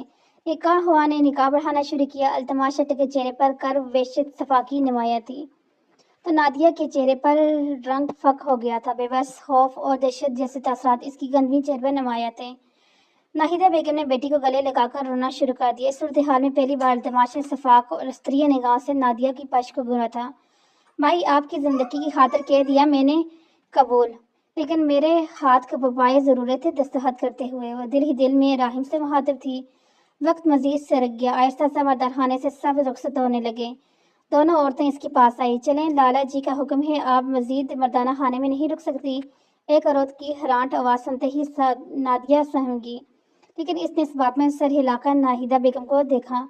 इसका दिल खौफ की शिद्दत के मारे दक दक कर रहा था। नाहिदा के गुलाबी लब फड़फड़ा रहे थे खौफ और दहशत के मारे, लेकिन इस नाहिदा बेगम को डेरे तसल्ली दी और इसने नाहिदा बेगम को खुद से बेच लिया और इनकी बेपश्त सुनाने लगी। जब नाहिदा बेगम के रोने की शिद्दत में कमी हुई तो बड़ी हवेली के अंदर ने हिस्से की जानब चल दी। नाहिदा बेगम के दिल ही दिल में इसकी दाई में खुशी की दुआ मांगी। इनके अंदर इतनी हिम्मत नहीं थी कि वो मर्दाना खाने से निकलने के बाद तनहा रवाना हो जाएं। वो अभी भी बड़ी हवेली के इस रास्ते को घूर रही थी जहाँ से नादिया कुछ देर पहले लेके जाया गया था। नूरी ने इन्हें मर्दाना खाने से बाहर तनहा खड़े देखा तो इनकी तरफ लिपकी। साहब, नादिया बीबी को किस कमरे में लेके जाना है? सदफ ने डरते डरते पूछा। मर्दाना खाने से वापस आने के बाद अपने कमरे में बंद हो गए थे। अभी वो जब सीढ़ियाँ फलांगते हुए डाइनिंग हॉल में दाखिल हुए तो सदफ की निगाह इनके वजूद पड़ी। खून बहा में आई लड़की को बेडरूम्स की जीनत नहीं बनाया जाता। बेसमेंट की तरफ लेके जाओ इसे। वो लापरवाही और हकारत ज़्यादा अंदाज में गोया हुए। सदफ ने इस बात में सरेला वापस लाउंज की तरफ चल दी जहाँ नादिया मौजूद थी। सदफ इसके लिए बेसमेंट की चल समझ बढ़ रही। जब नादिया ने इसे मुखातिब किया, सुना पानी मिल सकता है? इसकी आवाज़ अभी से बढ़ गई थी। सदफ इस बात में सर हिला दे नादिया के लिए पानी लाने चल दी। नादिया सोच रही थी कि इसके साथ अब तक किसी किस्म की हद-तमीज़ रवैया इख्तियार क्यों नहीं किया गया। वो कुछ हद तक पुरसुकून हो गई थी, लेकिन इसकी खुशफहमी का जहाँ ज़मीन बोस भी 2 मिनट में नहीं लगे थे। अभी वो राहदारी में खड़ी हुई थी जब इसे किसी की आहनी गिरफ्त इसकी नाजुक लाइफ में महसूस हुई। इसे कोई घसीटते हुए सीढ़ी की समत ले जा रहा था। इस दौरान न जाने कितनी बार इसका नरम गजा वजूद जख्मी हुआ था। इसके कितने पशवश्त अंदाज में घसीटने की वजह से जख्मी हो चुके थे, लेकिन इसने एक नजर भी मुकाबले की समत नहीं देखा। जैसे इस कदर सफाकी बेरहमी से घसीट रहा था और फिर शायद इस पर रहम कर दिया गया। इसे तारीख बेसमेंट में फेंक दिया गया। बेसमेंट में पहली तारीकी और हिम्मत की वजह से एकदम घुटने लगा। इसने इर्द गिर्द खौफज़दा निगाह से देखा, पर इस कोठी में इस कदर स्याही फैली हुई थी कि वो कांपने लगी। इसे बेसमेंट में फेंकने के बाद वो आकर लाउंज में बैठ गए थे। खूनी तक बाजू फोल्ड किए चौड़े पेशान पर हल्के सुनहरी बाल बिखरे हुए थे। इन आंखों में सुर्खियाँ हो रही थी। हिसाम की मौत के वक्त के लम्हात इन्हें वीडियो क्लिप में देखे थे। वह जालिम वीडियो बार बार इसकी आंखों के सामने छन से आ रही थी। इन्होंने पूरी वीडियो क्लिप देखी थी। वो अभी तक उलझे हुए थे कि वो लड़की कौन थी जो हिसाम की लाश के करीब साक व जामत बैठी थी। अस्सलाम वालेकुम। अशर को इन्होंने कॉल करके अपने पास बुला लिया। वो अभी अशर इनके रूबरू था। वालेकुम अस्सलाम, बैठो। इन्होंने अशर को सामने रखते हुए सोफे पर बैठते कहा, तुम मर्दाना खाने से उठ के कहाँ चले गए थे? अशर ने इनके वजीह और खूबसूरत चेहरे पर निगाहें काटते हुए पूछा। तुम अब फिर से शुरू मत हो जाना अशर। वो नागवारियर और बेनियाजी से खोया हुए। आज तुम्हारा निकाह हुई अल्तमाश। अशर ने सोफे की पश्त कमर टिकाते हुए न जाने इसे क्या बावर कराना चाहा। तुम अगर मेरे कज़न के अलावा सिर्फ मेरे दोस्त होते तभी तक मैं तुम्हें शूट कर चुका होता। इन्होंने धीमी मगर सख्त और उकताई हुए अंदाज में कहा, मैं कज़न से पहले तुम्हारा दोस्त हूँ अल्तमाश हटक। मेरी एक बात कान खोल के सुन लो, तुम जो अपनी हैवानगी को मत जगाओ, खास तौर पर इस बेकसूर लड़की के सामने। अशर ने इसे समझाने वाले अंदाज में कहा, तुम क्यों बार बार इस मुसीबत का जिक्र कर रहे हो? इस बार अशर के सामने झुकते हुए जहरीले लहजे में गोया हुआ, मैं जिक्र नहीं कर रहा हूँ, इतना समझा रहा हूँ कि तुम्हारे अंदर जो तूफान बरपा है इसे काबू करो, अपने अंदर की हैवान पर लगा डालो। मैं जानता हूँ तुम एक बेरहम और सफाक इंसान हो, लेकिन तुमने कर लिया जो तुम चाहते थे। वो लड़की हिसाम के कातिल की बहन तुम्हारे कब्जे में है। अब वो लड़की अब ही खुद ही मौत की घाट उतर चुकी है, लेकिन अब तुम्हारे अंदर आग और इंतकाम लेने वाली सोच को खत्म हो जाना चाहिए। अशर ने मजबूत लहजे में कहा। दफा हो जाओ यहाँ से अशर। इन्होंने सोफे की पीछे से टिका दी और साथ ही नागौरी से अशर को झड़का। मेरे चले जाने से अगर तुम्हारे दिल की आग ठंडी हो तो मैं कभी तुम्हें अपनी शक्ल नहीं दिखाऊंगा, अशर ने खड़े होते संजीदगी से कहा। इन्होंने फिर भी आंखें नहीं खोली और ना ही अशर के सामने अपने रवैये पर परेशान होना जरूरी समझा। इससे बड़ी हवेली आए हुए दिन गुजर गए थे। इसने एक बार भी अल्तमाश शट्ट को नहीं देखा था। और सुबह सवेरे उठकर डेरे पर चले जाते थे या फिर शहर चले जाते। इनकी वापसी रात की होती या फिर कभी कभी पूरी पूरी रात हवेली भी नहीं लौटते थे। इस बेसमेंट से बाहर आने की इजाज़त नहीं थी। मुसलसल 3 दिन से वो इसी बेसमेंट ज़्यादा तारीखी कमरे में बंद थी। वो शुरू से अंधेरे से खौफ ज़्यादा रहती थी, पर अब इसके अंदर इतनी हिम्मत आ गई थी। वो इस कमरे में तन्हा रह रही थी। आज अल्तमाश शट्ट शहर से वापस लौटे थे। ये बात इसने सदफ के मुंह से सुनी थी। सदफ इसे खाने देने के लिए आती थी। सदफ तुम बहुत अच्छी लड़की हो, अल्लाह पाक तुम्हें ढेरों खुशी नसीब करे। सदफ न जाने क्यों इसके साथ अच्छे से पेश आती थी और लाशौरी तौर पर नादिया की दिलजोई भी करती रहती थी। नादिया ने इसकी खुशहाली देखकर दिल गिरफ्तार लहजे में अपने जज्बात का इजहार किया। बीबी, आप भी बड़ी अच्छी लड़की है, बस किस्मत के खेल हैं सारे, सदफ ने महसूस त्याती लहजे में कहा। ओह खामोश बीबी, आपकी बाई की सजा आप क्यों भुगत रही हैं? 3 दिन से इस खौफनाक बेसमेंट में रहकर आप डर नहीं जाती? सदफ ने अपना ये भर लहजे में पूछा। इंसान हो, कभी कभी खौफज़दा भी हो जाती हूँ, लेकिन क्या किया जा सकता है? इसने सर्द आह भरते हुए कहा। बेसमेंट में एक खिड़की भी थी जिसे खोलने की हिम्मत नादी के अंदर नहीं थी, पर सदफ हमेशा वो खिड़की खोल देती थी ताकि बेसमेंट में छाई हियत कुछ कम हो सके। कोयल की सुरीली आवाज के समातों में बनने लगी। इसे कोयल की आवाज बेहद पसंद थी। इसने सदफ को बेतासर निगाहों से देखा और सरसरसी निगाह खाने के लवाजमात में सच टेप डाली। बीबी साहब बहुत सदगीर आदमी है, आप अभी इससे हिम्मत हार रही हैं। सदफ ने इसे मरमरी गंदमी हाथों अपने हाथ में लेते उसे मतलब इसका इशारा खाने की ट्रे की तरफ था जिसे नादी ने छुआ तक नहीं था। सदफ को यह बात मायूस कर रही थी। पता है सदफ, मुझे कोयल की आवाज़ पसंद है, क्योंकि कोयल की आवाज़ बहुत सुरीली होती है। जब हम सुबह सुबह सुनते हैं तो बहुत अच्छी लगती है, मगर इसकी फितरत बड़ी अजीब है। ये कभी अपना घोंसला खुद नहीं बनाती, ये हमेशा दूसरे परिंदों को छीनती है। उसके पहला बच्चा पैदा होते ही बाकी अंडे नीचे गिरा कर तोड़ देता है। आजकल इंसान भी कुछ ऐसी फितरत के को अपनाए हुए नजर आ रहे हैं। इसकी तल और बेतासर आवाज़ सदफ ने बहू सुनी थी। वह शायद अल्तमाश के बारे में कोई बात नहीं करना चाहती थी, इसलिए घुटने में मुंह छिपाए सदफ ने इसे तासुब से देखा और बेसमेंट के बाहर जाने लगी। पर अल्तमाश हद तक सामने ही तो खड़े थे, दीवार से कमर टिकाए बेतासर चेहरे के साथ नादिया को घूर रहे थे। सदफ के हाथों से नाश्ते की ट्रे गिरते गिरते बजी। वे ऐसे ही अल्तमाश के सामने ख्वास बहता हो जाती थी। तुम जाओ यहाँ से, इनकी बारी आवाज़ नादिया के समातों में भरी। नाशोरी तरफ पर इसके हाथ पांव भी कांपने लगे। अच्छा, और नादिया की खैर मनाती बेसमेंट से बाहर चल दी और आगे बढ़े। इसकी बारीक कदमों की चाप नादी के कानों में हथौड़े की तरह बस रही थी। सफ़ेद बेदाग शलवार कमीज मबलूस खोनियों तक अस्ती ने फोल्ड किए हुए इसके सामने चेयर घसीट कर बैठ गए। इनकी कीमती परफ्यूम की खुशबू बेसमेंट में फैलने लगी। मुंह क्यों नहीं दिखा रही हो अपना? बारी गबरू बारोब आवाज़ फिर से गूंजी। उल्तमाश को देखे बगैर इन्हीं की बारी और सफाक आवाज़ सुनकर इनके सख्तगीर होने का अंदाज़ा लगा लिया था। क्या तुम चाहती हो पहले मैं रहनुमाई का तोहफा लेकर आऊं, फिर तो मुंह दिखाओगी? इनका लहजा किसी भी एहसास से आ रही था, पर नादिया को लगा जैसे वो इसकी ज़ात पर जफर के तीर बरसा रहे हैं। इसने आहिस्ता आहिस्ता घुटनों से चेहरा ऊपर उठाया। नादिया ने अल्तमश को देखने की गलती नहीं की थी, पर अल्तमश ने इसे गहरी और मानी हेज नजरों से देखा था। क्या नाम है तुम्हारा? इसके लहजे में महसूस सी सख्ती नुमाया रही। नादिया वे की सांसें बोली। तुम्हारे भाई कहाँ फरार हो गया? यह सवाल नादिया के लिए गैर मामूली था।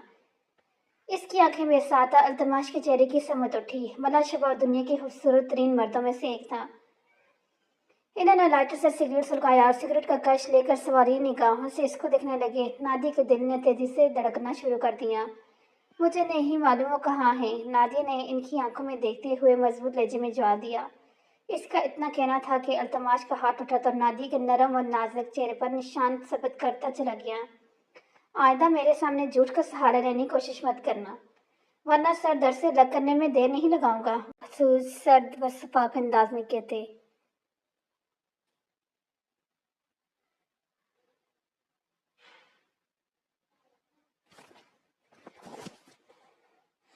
आइंदा मेरे सामने झूठ का सहारा लेने की कोशिश मत करना, वरना सर दर्द से अलग करने में देर नहीं लगाऊंगा।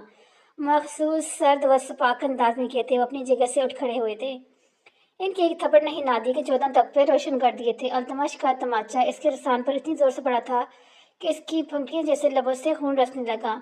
और ये जो सदफ से कोयल की आवाज को लेकर दर्ज दे रही थी ना, ये अपने भाई की करामे को मद्देनजर रखकर सोचना कभी। इसने मुझसे खिसाम छीना, मैंने कहा किसी से कुछ नहीं छीना, लेकिन फिर भी मेरी अच्छाई घी बाढ़ में। अब अगर मुझे जालिम और हैवान बनना पड़ा तो मैं बनूंगा, और तुम्हारा भाई दुनिया की किसी भी कोने में दबा बैठा होगा, इसे मैं माफ़ नहीं करूंगा। राहिम नईम को बेरहमी से कत्ल नहीं किया तो मेरा नाम भी अल्तमश हटक नहीं। अल्तमश ने लाइटर जलाकर से बगौर देखना चाहा, फिर न जाने इन्हें क्या हुआ कि वो बेसमेंट के दरवाजे को लात रसीद करते हुए कमरे से बाहर निकल गए और दूसरी जानब नादिया के लबों पर जहरीली मुस्कुराहट नमदार हुई। नादिया का गम और बेबसी तल्ख मुस्कुराहट में बदल गई। इसकी आंखों में कर्ब, गुस्सा और अजियत झलक रही थी। नीम आंखों को रगड़ते इसने एक सर्द निगाह बेसमेंट के दरवाजे पर डाली, जहाँ से अभी वह खूबसूरत और शफाक शहजादा बाहर को जन्म गया था। नादिया ने हारी हारी निगाहें खिड़की के समझ देखा। कोयल की दिलकश आवाज़ अब थम चुकी थी। ऐसे भी अब तक यकीन नहीं आ रहा था कि किसी ने इस पे हाथ उठाया है, और यह हमाकत करने वाला कोई और नहीं, इसका मजाजी खुदा था। मजाजी खुदा लफ्ज़ पर वो मुर्दा से अंदाज में मुस्काई। गुलाबी लबस से खून के चंद कतरे साफ करते हुए दीवार की पीठ से कमर टिका के बैठ गई। जमील नवाज को मर्दाना खाने में भेज दो, वो लापरवाही से कहते खुद मर्दाना खाने की समझ बढ़ गए थे। जमील इस बात में सर हिलाता नवाज को बुलाने चल दिया, जबकि अल्तमश ने अशर के नंबर पर कॉल की थी। कहाँ हो यार, मखसूस सर्द अंदाज। आप जनाब को मेरी याद कैसी आ गई? अशर ने बनाए लहजे में इस्तफार के, इतने बुरे दिन नहीं आए अभी मेरे कि मैं तुम्हें याद करता फिरूं। अल्तमश ने इसे तपाने के लिए कहा। क्यों कॉल क्यों की थी? फिर अशर बन ही गया था इसकी बुनियादी पर। बड़ी हवेली पहुंचा, फिर बात करते हैं। अपनी बात लेकर उन्होंने राब्ता मुंतकिल कर दिया। अशर दान कचा करेगा, लेकिन वो अपने कमरे से बाहर निकला था। इसका इरादा बड़ी हवेली रवानी का था, क्योंकि वो अल्तमश से कभी नाराज हो ही नहीं सकता था, और बिलाशुबा दोनों की दोस्ती भी गाढ़ी थी। बीबी आपको तो बहुत तेज बुखार है, सदफ ने इसकी सुलगती पेशानी पर हाथ थैली रखते हुए तशरीफ ज़दा लहजे में कहा। बहुत साथ जान हूँ, जल्दी नहीं मर सकती। इसने सदफ के हाथ से चाय का मग थामते हुए मुस्कुरा कर कहा, जैसे वो दोनों खुद भी अपनी बातों में महफूज हुई हो। लेकिन इतना शदीद बुखार आपकी सेहत के लिए नुकसानदेह साबित हो सकते हैं, सदफ ने फिर फिक्रमंदाना अंदाज में कहा। सदर सिर्फ मुझे इस अंधेरी कोठी से 2 पल के लिए बाहर ले चलो, इसने इल्तिजाई लहजे में कहा। वह अंदर से मुर्दा होने लगी थी। न जाने क्यों इसके अंदर जिंदगी को लेकर कोई अमक बाकी नहीं रही थी। वो मुसलसल 3 माह से एक ही अंधेरी कोठरी में कैद थी। सदा शुक्र का अल्तमश और उसका सामना बामुकुल नहीं हुआ था, वरना वह फिर से अपने अताब का निशाना बनाते, जो कम अज कम नादिया नहीं चाहती थी। साहब नाराज होंगे बीबी, सदर ने आंखें चुराते हुए बेबसी से गुजार किया। नादिया का दिल मुरझा गया था, लेकिन सदफ को किसी मुसीबत में नहीं डालना चाहती थी, इसलिए मुस्कुराते हुए बात बदल गई। अम्मा भी का हुक्म है कि इनसे मिलो जाकर, अशर ने ड्राइवर करते हुए कहा। इन्होंने अशर को अपने पास इसलिए बुलाया था कि दोनों किसी अच्छे से रेस्टोरेंट में लंच करें, और रास्ते में अशर ने इन्हें अम्मा भी अल्तमाश की हालत का जिक्र किया। आऊँगा यार, लेकिन अम्मा भी की तसल्ली देना मैं ठीक हूँ। इन्होंने सिगरेट का तो पलकश खरीदते हुए आवाज़ में कहा। सबको पता है तुम ठीक नहीं हो अल्तमश, अशर ने कर्जत अंदाज में कहा। ठीक हूँ यार, अगर ठीक नहीं भी हूँ तो क्या होगा? अब मेरा खसना वापस लौट आएगा, इनकी कमी को पूरा कर सकता है क्या? इनका लहजा ज़ेरखंद हो गया और वाल बेखद सपाट। अशर के लबों पर खामोशी का ताला पड़ गया। नगीना आ रही है कल, अशर ने इसे बताया। वह साथ ही इसके सपाट चेहरे पर निगाह मरकूज की, गोया वो इसके चेहरे पर कोई खास चमक देखने के लिए बेताब था। फिर मैं क्या करूँ अगर आ रही है तो? अल्तमश ने कंधे छाकर कहा। अम्मा ने कहा है तुम नगीने के साथ दूसरी शादी करोगे। अशर ने इसे संजीदा से बावर कराया। अम्मा भी का हुक्म सर आंखों पर। लेकिन मेरी जिंदगी में शादी और बीवी जैसे खराफात का इजाफा करना मुश्किल है, अल्तमश ने बेनियादी कहा। जब अशर ने ऐसी नजरों से देखता जैसे कह रहा हो तुम्हारा क्या दिमाग जल गया है, मेरी समझ से बाहर हो तुम। अल्तमश खटक। मेरे ख्याल में 4 दिन पहले तुमने नाम ही कैसे, लेकिन एक लड़की को अपने निकाह में लिया है, और अब तुम कह रहे हो शादी और बीवी जैसे खराफात पालना तुम्हारे लिए मुश्किल है। अशर का कारनामा कार का मोड़ काटते हुए मुल्तजी लहजे में कहा। वो लड़की मेरे लिए मानी नहीं रखती। इन्होंने कंधे उठाए। जब मानी नहीं रखती तो कैसे कैद क्यों किया हुआ है? आजाद कर दो, चलता करो जहां से, और आई है इसे वहीं भेज दो। اشد نے چڑھ کر کہا، اگر وہ میرے سامنے رہی تو میں اسے مار دوں گا، اور دوسری بات اس لڑکی سے مجھے نفرت ہے۔ جب تک میں اپنی نفرت اور انتقام کا اظہار کھل کے نہیں کر لوں گا، مجھے یہ گوارا نہیں کہ اسے آزادی دی جائے۔ انہوں نے اشر کو ناگواری سے دیکھا، گویا اشر کو اپنے نیچے سے باور کرا چکے تھے کہ وہ اس موضوع میں انٹرسٹ نہیں ہے۔ مطلب تم اپنے اعصاب کو قابو نہیں کر سکتے۔ ایک بے بس لڑکی اگر تمہارے سامنے آئی تو تم اسے قتل کر دو گے، یعنی کہ اسے تم پر اپنے لیے اعزاز سمجھتے ہو۔ کیا اس لڑکی کے مر جانے سے حسام واپس لوٹ آئے گا؟ اشر نے ہمیشہ کی طرح انہیں بڑکاک دیا تھا، گاڑی واپس بڑی حویلی کے راستے پر ڈالو اشر۔ آواز دھیمی تھی مگر لہجہ و انداز خطرناک حد تک سخت ہو چکے تھے۔ اشر نے نفی میں سلایا، گویا وہ جانتا تھا اگر اس نے گاڑی واپس موڑی تو التمش کا چہرہ بگاڑ کر رکھ دیں گے۔ مکئی کا راستہ خاموشی کی نظر ہو گیا، اور یہ کم از کم اشر کے حق میں ہی تھا۔ وہ گہری نیند میں تھی جب بیسمنٹ میں عجیب سی آوازیں وقفے وقت سے گونجنے لگی، جس کی وجہ سے خوف اور دہشت کی شدت میں اضافہ ہوتا جا رہا تھا۔ بہار کی وجہ سے صبح سے اس پر غنودگی طائر تھی۔ اس نے صدف کا سادہ سا سوٹ زیبتن کیا ہوا تھا، کریم کلر کے سادے سے کپڑوں میں ہوئے وہ پیاری لگ رہی تھی۔ اوپر سے تیز بخار کی وجہ سے اس کی چھوٹی سی ناک سرخ ہو گئی تھی۔ ناری نے آنکھیں سکڑ کر ارد گرد دیکھا تھا، کیونکہ بیسمنٹ میں پرسار آوازیں اس پر کبھی بھی طائر کر رہی تھی۔ وہ خود میں سمٹی ہوئی ایک جانب بیٹھ گئی تھی۔ نیند تو خاکہ نہیں تھی، الٹا خوف کے مارے اس کی جان جانے لگی۔ کمرے میں کوئی واک کلاک بھی نہیں تھا جس سے وہ ٹائم دیکھ سکتی۔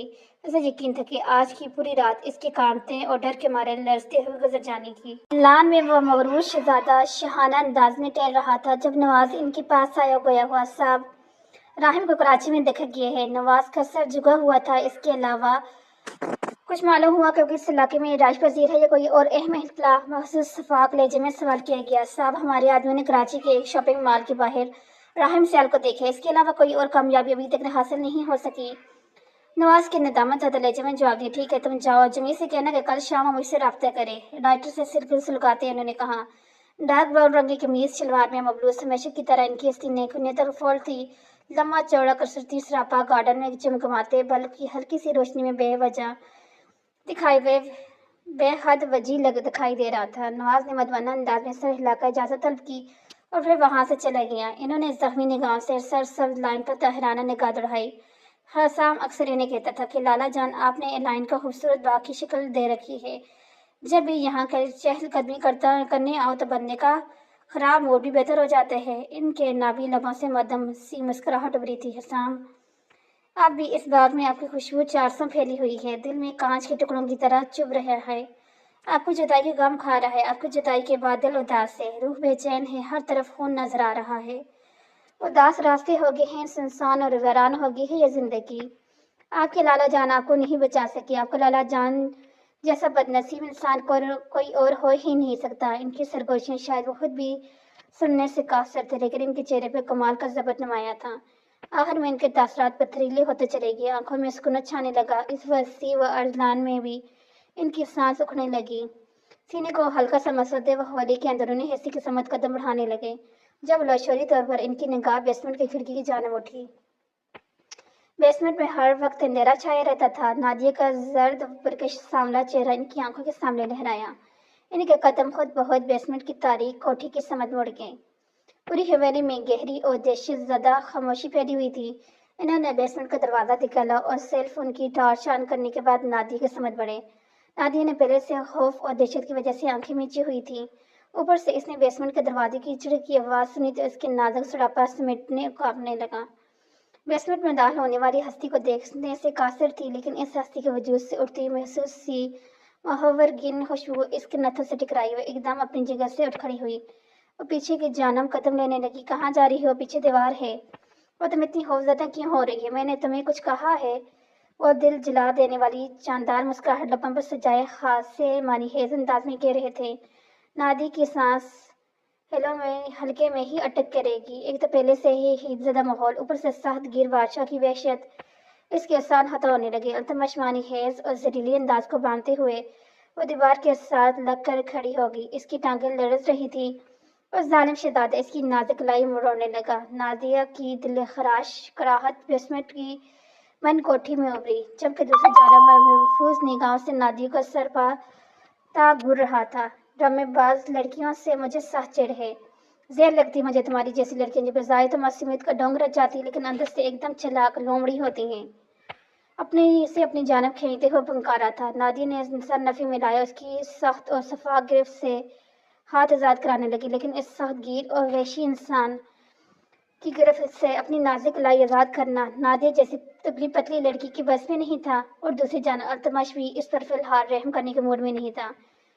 کیا نہیں؟ کھل کے بولو نا، تمہارا وہ بگوڑا بھائی تو فرار ہو گیا، لیکن حساب کتاب تو ابھی باقی ہے نا۔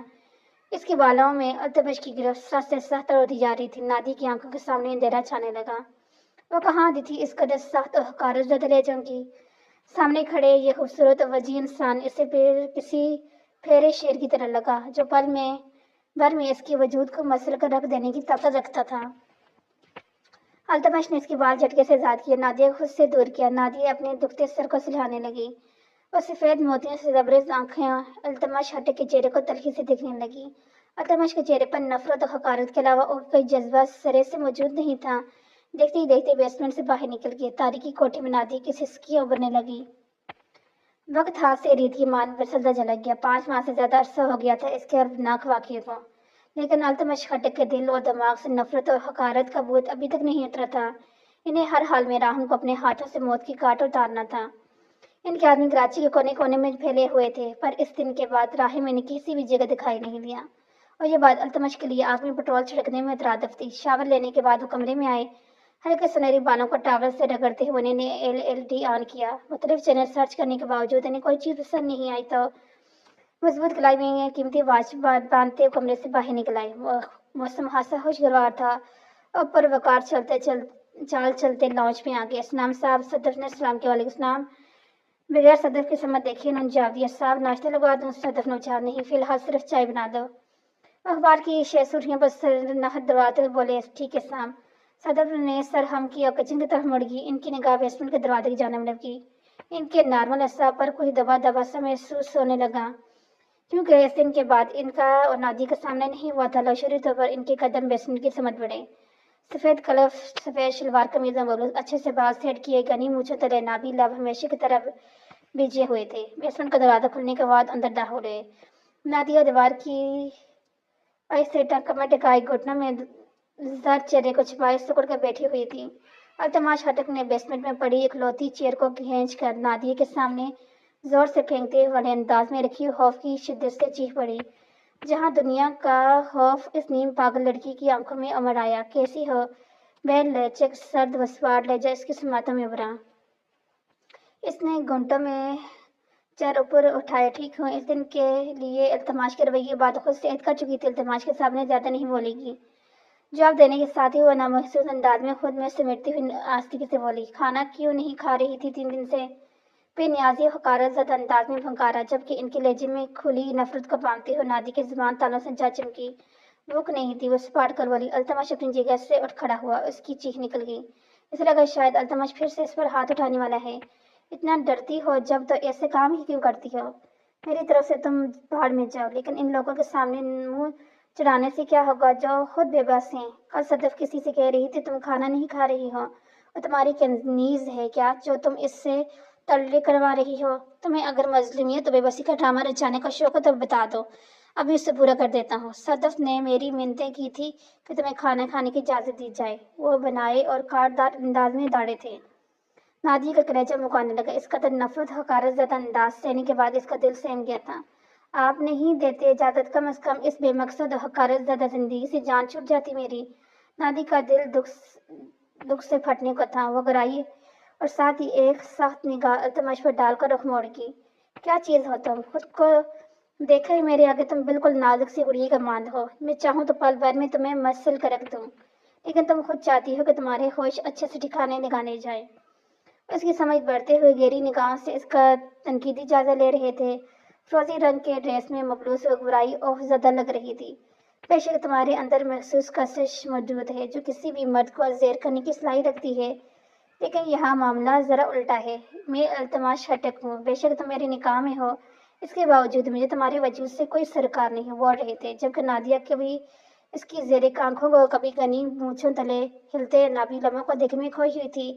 ایسے کیا دیکھ رہی ہو؟ دل بغاوت کرنے لگا ہے کیا؟ وہ دل فریب لہجے میں گویا ہوئی۔ شاید یہ بھی ان کا ایک انداز تھا نادیہ کی روح کو چھلنی کرنے کا۔ وہ پلکیں جھپکا گئی۔ आज से तुम इस बेसमेंट से आज़ाद हो, लेकिन ख्याल रखे किसी भी किस्म की ज़बान दराजी से इज्तनाब करना, वरना मेरे अंदर के हैवान को जागने में 2 मिनट नहीं लगेंगे।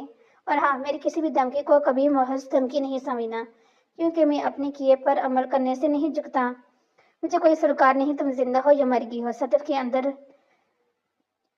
तुम्हारे लिए हमदर्दी का जज्बा हर मरतबा उदात कराते हैं। इसकी गुजारिश थी कि तुम्हें आज़ादी का परवाना सुना दिया जाए, तो तुम आज़ाद हो। आज से महज सफाकी और सह लहजे को अपनी जगह से उठ खड़े हुए थे। वो इनकी वजी और रोशन चेहरे को देखने लगी, यानी कि अल्तमाश हट्टक के सामने इनकी घर की मुलाजमत की इतनी अहमियत थी कि वो इस खुद साख्ता केस से इससे आज़ाद करवा सके, जबकि खुद नादिया को अल्तमश ने इस लायक भी नहीं समझा कि वो खुद इस पर रहम खा कर इसे आज़ाद कर देता। इसका दिल कर्ब और दुख से फटने को था। अल्तमश की बातें इसके वजूद की तौहीन की थी, इसके दिल पर अल्तमश की गहरी ज़रब लगाई थी। और शाहिद खुद भी इस बात से आगाह थी कि इनके ऐसे रवैये में और दिल जलाने वाली बातों से नादिया मुंह के बल जमीन बोस हो गई थी। जाते वक्त इनकी आंखों में अजीब सी नफरत तैर रही थी। अल्तमश की खूबसूरत चमकदार आंख निगाहें में नादिया को हमजा संग दिल्ली सफाकी की चमक वाज़िया दिखाई देती थी।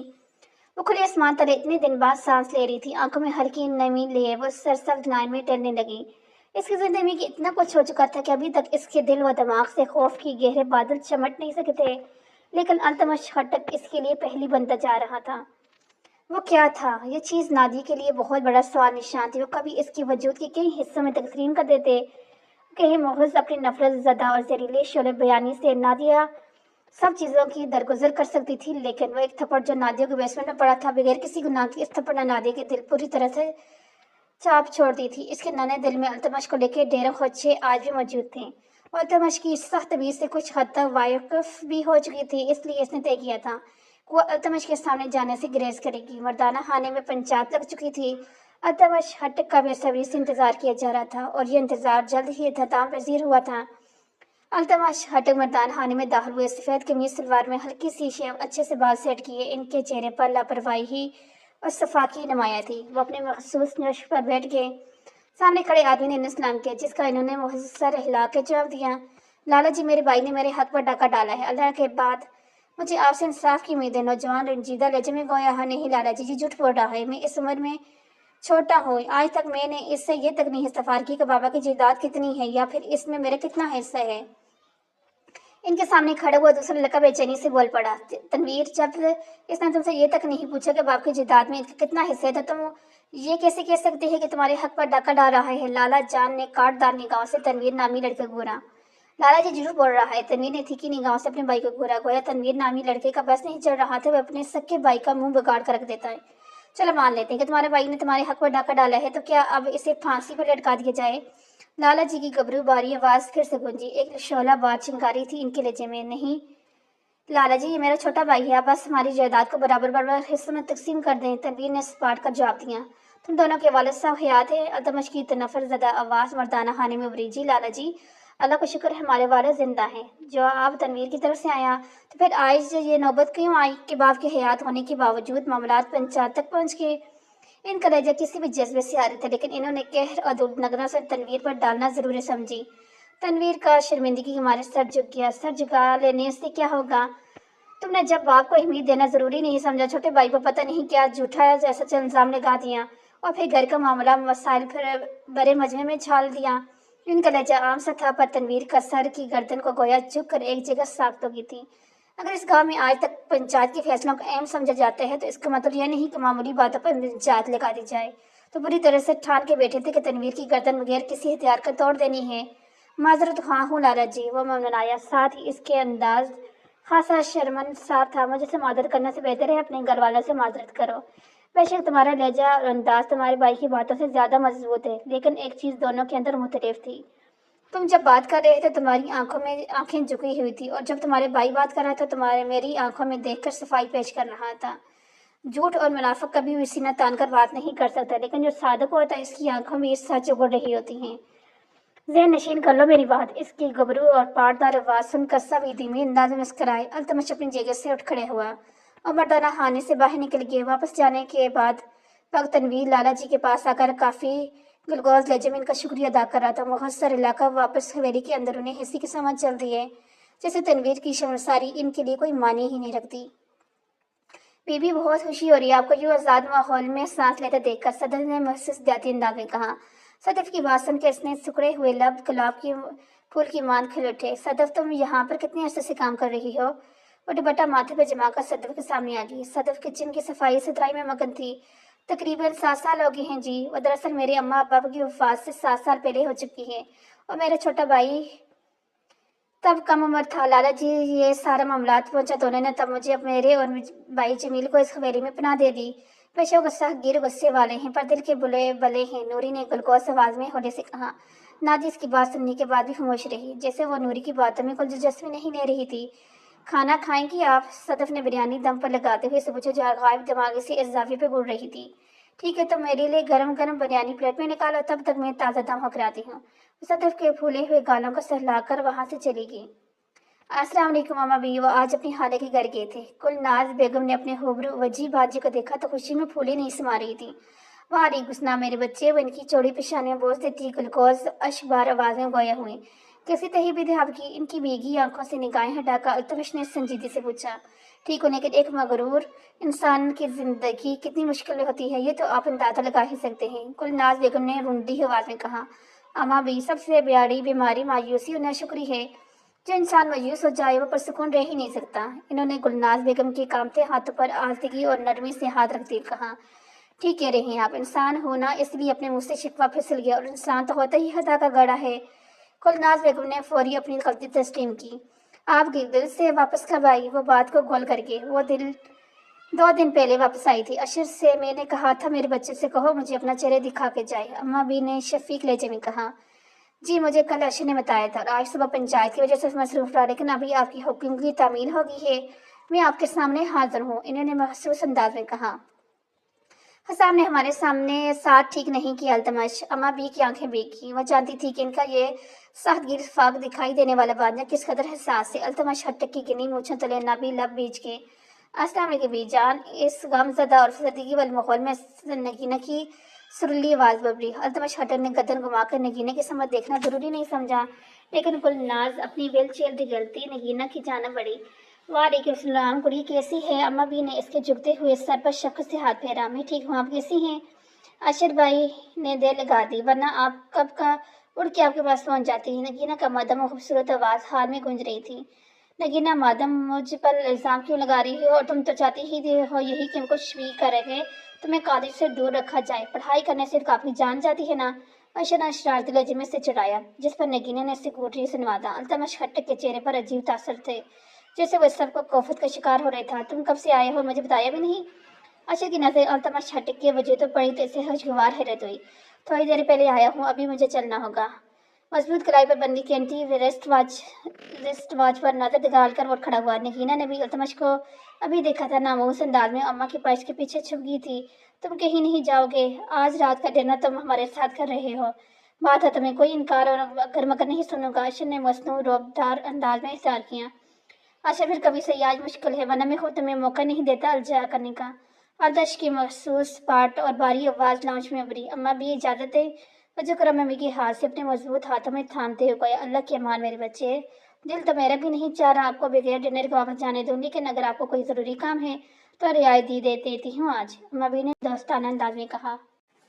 खड़े होने के बाद इनकी निगाह लाशोरी पर तौर पर नगीने की समझ उठी थी, लेकिन वो निगाह सिर्फ कुछ सेकंड ही की थी। नगीने की खूबसूरत आंखें बहुत कुछ कह रही थी। वो इन खूबसूरत आंखों में लिखी तहरीर को नहीं पढ़ना चाहता था, क्योंकि इन्हें आज तक यही तो कहा था राय फरार। वो ऐसे बन गए थे जैसे नगीना का खूबसूरत और परी पेगर वजूद इनके सामने मौजूद ही ना हो। अपने नाम नहाद लातालकी का इजहार करते हुए आगे बढ़ गए। नगीना ने जोर नजर से इसकी चौड़ी पश्क को घूरा, लेकिन तब तक वो कान से सेलफोन लगाए खारजी दरवाजे की समझ बढ़ चुके थे।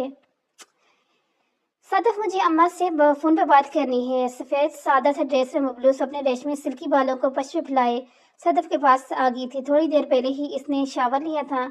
इसके चेहरे पर मौजूद जर्दी अब मदम होने लगी थी। सांवले पुरकशिश रंग, झील जैसी चमकदार गहरी आंखें जिनमें बेग वक्त मायूसी नजर आती थी, आज इनमें माँ की याद की चमक झलक रही थी। साहब के कमरे में टेलीफोन है, आप इस फोन का इस्तेमाल कर सकती हैं, और ऐसे करने से आप अपनी माँ से बात भी कर लेंगी और साहब को मालूम भी नहीं होगा।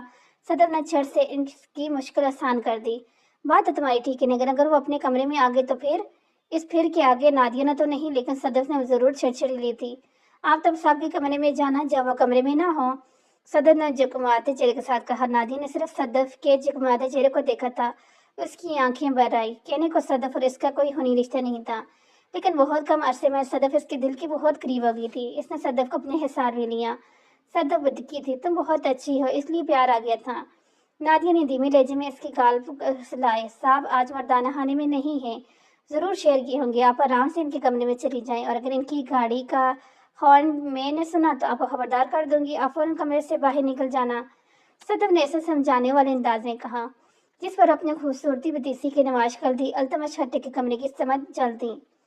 अस्सलाम वालेकुम, जमील क्या हाल है? वो हवेली के मुलाजिम से फोन पर बात कर रहे थे, और इनके लहजे में ऐसा कोई नसर नहीं था जिससे ये मतलब आहस किया जाए कि वो किसी मुलाजिम से महबूब गुफ्तगू है। वालेकुम अस्सलाम, अल्लाह का एहसान है, ठीक हूँ, आप कैसे हैं? जमील ने अकीदत लहजे में कहा। अल्लाह का शुक्र है। राहिम सियाल के मुताबिक कोई नई ताज़ी? वो सीधे अपने मकसद की बात पर आ गए थे। साहब कुछ दिन पहले वो मुझे कराची के निजी शॉपिंग मॉल के बाहर दिखाई दिया था, लेकिन इसके बाद इसकी बात कोई खास पेशरफत नहीं हो सकी। जमील ने शर्मिंदा लहजे में गोया, अच्छा यार तुम फिक्र नहीं कर, मिल जाएगा वो। इन्होंने गहरा सांस करते हुए कहा, क्योंकि जमील और सदफ वाहिद लोग थे जिनके साथ अल्तमश नरमी से पेश आते थे। कुछ देर और हल्की फुल्की बातें करने के बाद वो राब्ता मुंतकिल कर गए। इन्होंने ताहिराना अंदाज में सेलफोन गाड़ी की फ्रंट सीट पर फेंका, क्योंकि राहिम सियाल की गुमशदगी अब इनका सब्र आजमाने पर बजीद थी।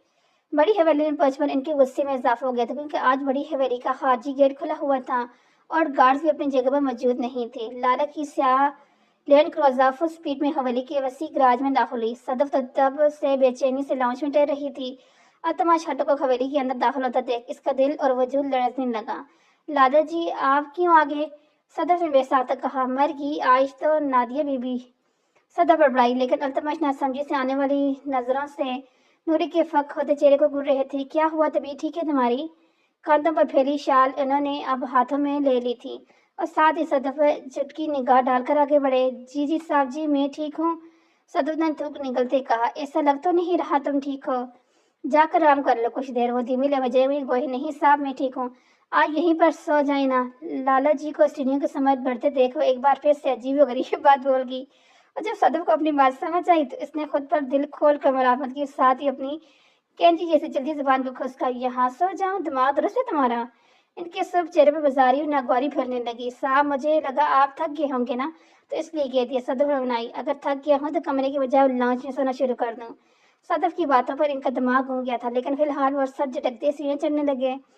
चाय बना दो, तब तक मैं फ्रेश होकर आता हूँ। इसका हुक्मनामा सुनकर सदफ छटछटी लेती किचन जाना मुड़ गई। नादिया के लिए वो मुसलसल दुआएं कर रही थी, जैसे से यकीन हो कि नादिया जरूर अल्तमश के हाथों में जाया हो जाएगी आज।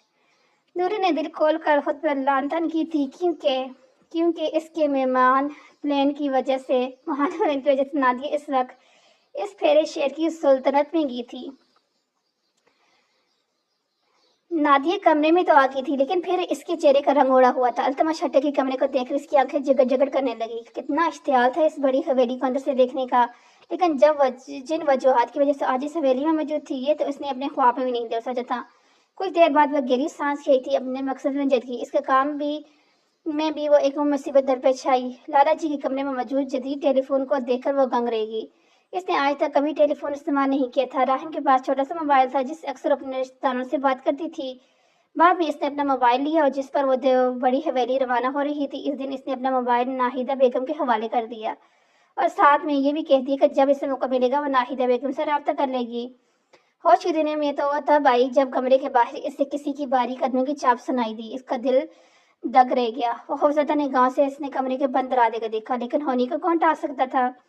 ग्लास डोर को किसी ने निकाला था। एसी की कूलिंग के बावजूद वो पसीने से शराब हो चुकी थी। अल्तमश हटक ने शाल को सोफे पे फेंका और खुद सोफे पर आरामदेह अंदाज में बैठ के साफ शिफाफ पाँव को पेशावरी चप्पल से आजाद करने के बाद वो ड्रेसिंग रूम की तरफ मत बढ़े। जब नादिया को देखकर ठटक गए। वाह, सुबह की मुलाकात इतनी पसंद आ कि तुम्हें कि बेडरूम तक पहुंच गई। लम्हे भर को पूरा माजरा समझने के बाद अल्तमश जला देने वाली शैतानी मुस्कुराहट ना भी होठों पर सजा कर से तपाने के लिए बोले, वो मैं तो बस ऐसे ही आ गई थी। नादिया ने नडर अंदाज में जवाब दिया, हालांकि अपनी जवाबी कार्रवाई पर वो खुद भी हैरान थे। मैंने तुम्हें क्या कहा था? अब इनके लहजे में हल्की सख्ती भी घोली चुकी थी। آپ نے کہا تھا زبان درازی سے گریز کرو، جبکہ آج میں نے زبان درازی نہیں کی ابھی، وہ بھی نادی سی چیز سے چپ ہو جانا اس نے سیکھا ہی کب تھا؟ تم چاہتی ہو میں تمہارے ساتھ سختی سے پیش آؤں؟ اس کی بات کو نظر انداز کرتا ہوا نادی کو سمجھ پڑا۔ نہیں، آپ اتنا غصہ تو نہیں کرتے، بس اس دن اتنی زور سے تھپڑ رسید کیا تھا۔ نادی نے دوبارہ جواب دیا، گویا وہ التماس ہٹو کو شرمسار کرنا چاہتی تھی۔ چلو پھر آج تھپڑ نہیں تو کچھ اور دیتا ہوں۔ نہ جانے کیوں ان کا لہجہ مانی خیز ہونے لگا تھا۔ ویسے تو تم یہاں اتنی آسانی سے پہنچ کیسے گی؟ وہ عجیب گبرو آواز میں استفسار کرنے لگے۔ دیکھیں مجھے جانے دیں، میں پھر کبھی آپ کے کمرے میں نہیں آؤں گی۔ اب کی بار نادیہ کے لہجے میں بےچارگی سموڑتے ہوئے کہا، میرا حال ہے 20 سال کی ہوگی ہو تم؟ آستینہ کے الف نے اس نکالتے ہوئے لاپرواہی سے گویا ہے جی۔ نادیہ نے بحثیت کی سمجھ دیکھا، جیسے پوچھ رہی ہو کہ آپ کے اس سوال کا مطلب کیا؟ جی تمہاری عمر کی بات پوچھ رہا ہوں۔ مجھے تمہاری عمر کم ہی لگتی ہے، لیکن پھر بھی ہر جگہ دادی اماں بننے کا شوق کیوں ہے تمہیں؟ اس بار ان کے لہجہ پرسار و بےچینی لیے ہوئے تھا۔ نادیہ اپنی ریشمی بالوں کو آنچل میں چھپاتے ہوئے سر جھکا گئی۔ میں اتنی چھوٹی بھی نہیں ہوں اب، اس نے ناک چڑھائی۔ وہ تو میں سمجھ گیا ہوں کہ تم جتنی معصوم لگتی ہے اتنی ہو نہیں۔ یہ کہتی التماش ہٹم کل پھر اسکیل رکھنے کے ڈریسنگ ٹیبل کی سمجھ جگے۔ نادیہ کے دل پسلیاں توڑ کر باہر آنے کو تھا۔ وہ این ڈریسنگ ٹیبل کے سامنے ہی تو کھڑی تھی۔ التماش ہٹک نے اس کی سیلون پرکش چہرے کو ایک نظر دیکھا، پھر اب ایسے نظریں ہٹا گئے جیسے اگر زیادہ دیکھا تو نادیہ کے چہرے کو دیکھتے رہے تو ضرور گنہگار ٹھہرائے جائیں گے۔ گلاس ڈور ناک ہوا تھا، سو صدف کی کامتی آواز بھری۔ التماش ہٹک کی توجہ بھی اب صدف کی جانب مرکوز ہو گئی تھی، لیکن وہ پوری طرح سے نادیہ کی طرف سے غافل نہیں ہوئے تھے۔ پر نادیہ نے جب یہ دیکھا تو التماش کا دھیان بڑھ چکا ہے۔ مردہ قدموں اٹھاتی کلاس وال کی سمجھ بڑھی۔ کچھ قدم اٹھانے کے بعد گویا اس کے پاؤں کو مضبوط بیڑیاں جکڑ چکی تھی، اس کا پورا وجود کانپ اٹھا تھا۔ التماش ہٹک کی زیرک نگاہوں نے اس سے رائے فرار اختیار کرتے دیکھا تو بحثیت اس کے مرمری ہاتھ کو اپنی گرفت میں قید کر لیا، جبکہ ان کی گرفت اتنی سخت اور بے رحم تھی کہ نادیہ کی جان فنا ہونے لگی۔ خوف و دہشت کے تاثر اس کے چہرے پر یہاں ہونے لگے۔ صدف تم جاؤ، میں آ رہا ہوں تھوڑی دیر میں۔ اس کے چہرے پر کاٹ دار نگاہ ڈال کر وہ صدف سے گویا ہوئے۔ او جی صاحب جی، کتنی کہتی ہوئی وہ واپس مڑ گئی۔ کہاں جا رہی تھی؟ اس کی مرمری نازک اور نرم اور نازک لائی پر گرفت کرتے ہوئے زیر خند لہجے میں اس نے استفسار کیا۔ یہاں سے آگے کیا ہوگا وہ دیکھیں گے ہم اپنی نیکسٹ ایپیسوڈ کے اندر۔ تب تک کے لیے اللہ حافظ۔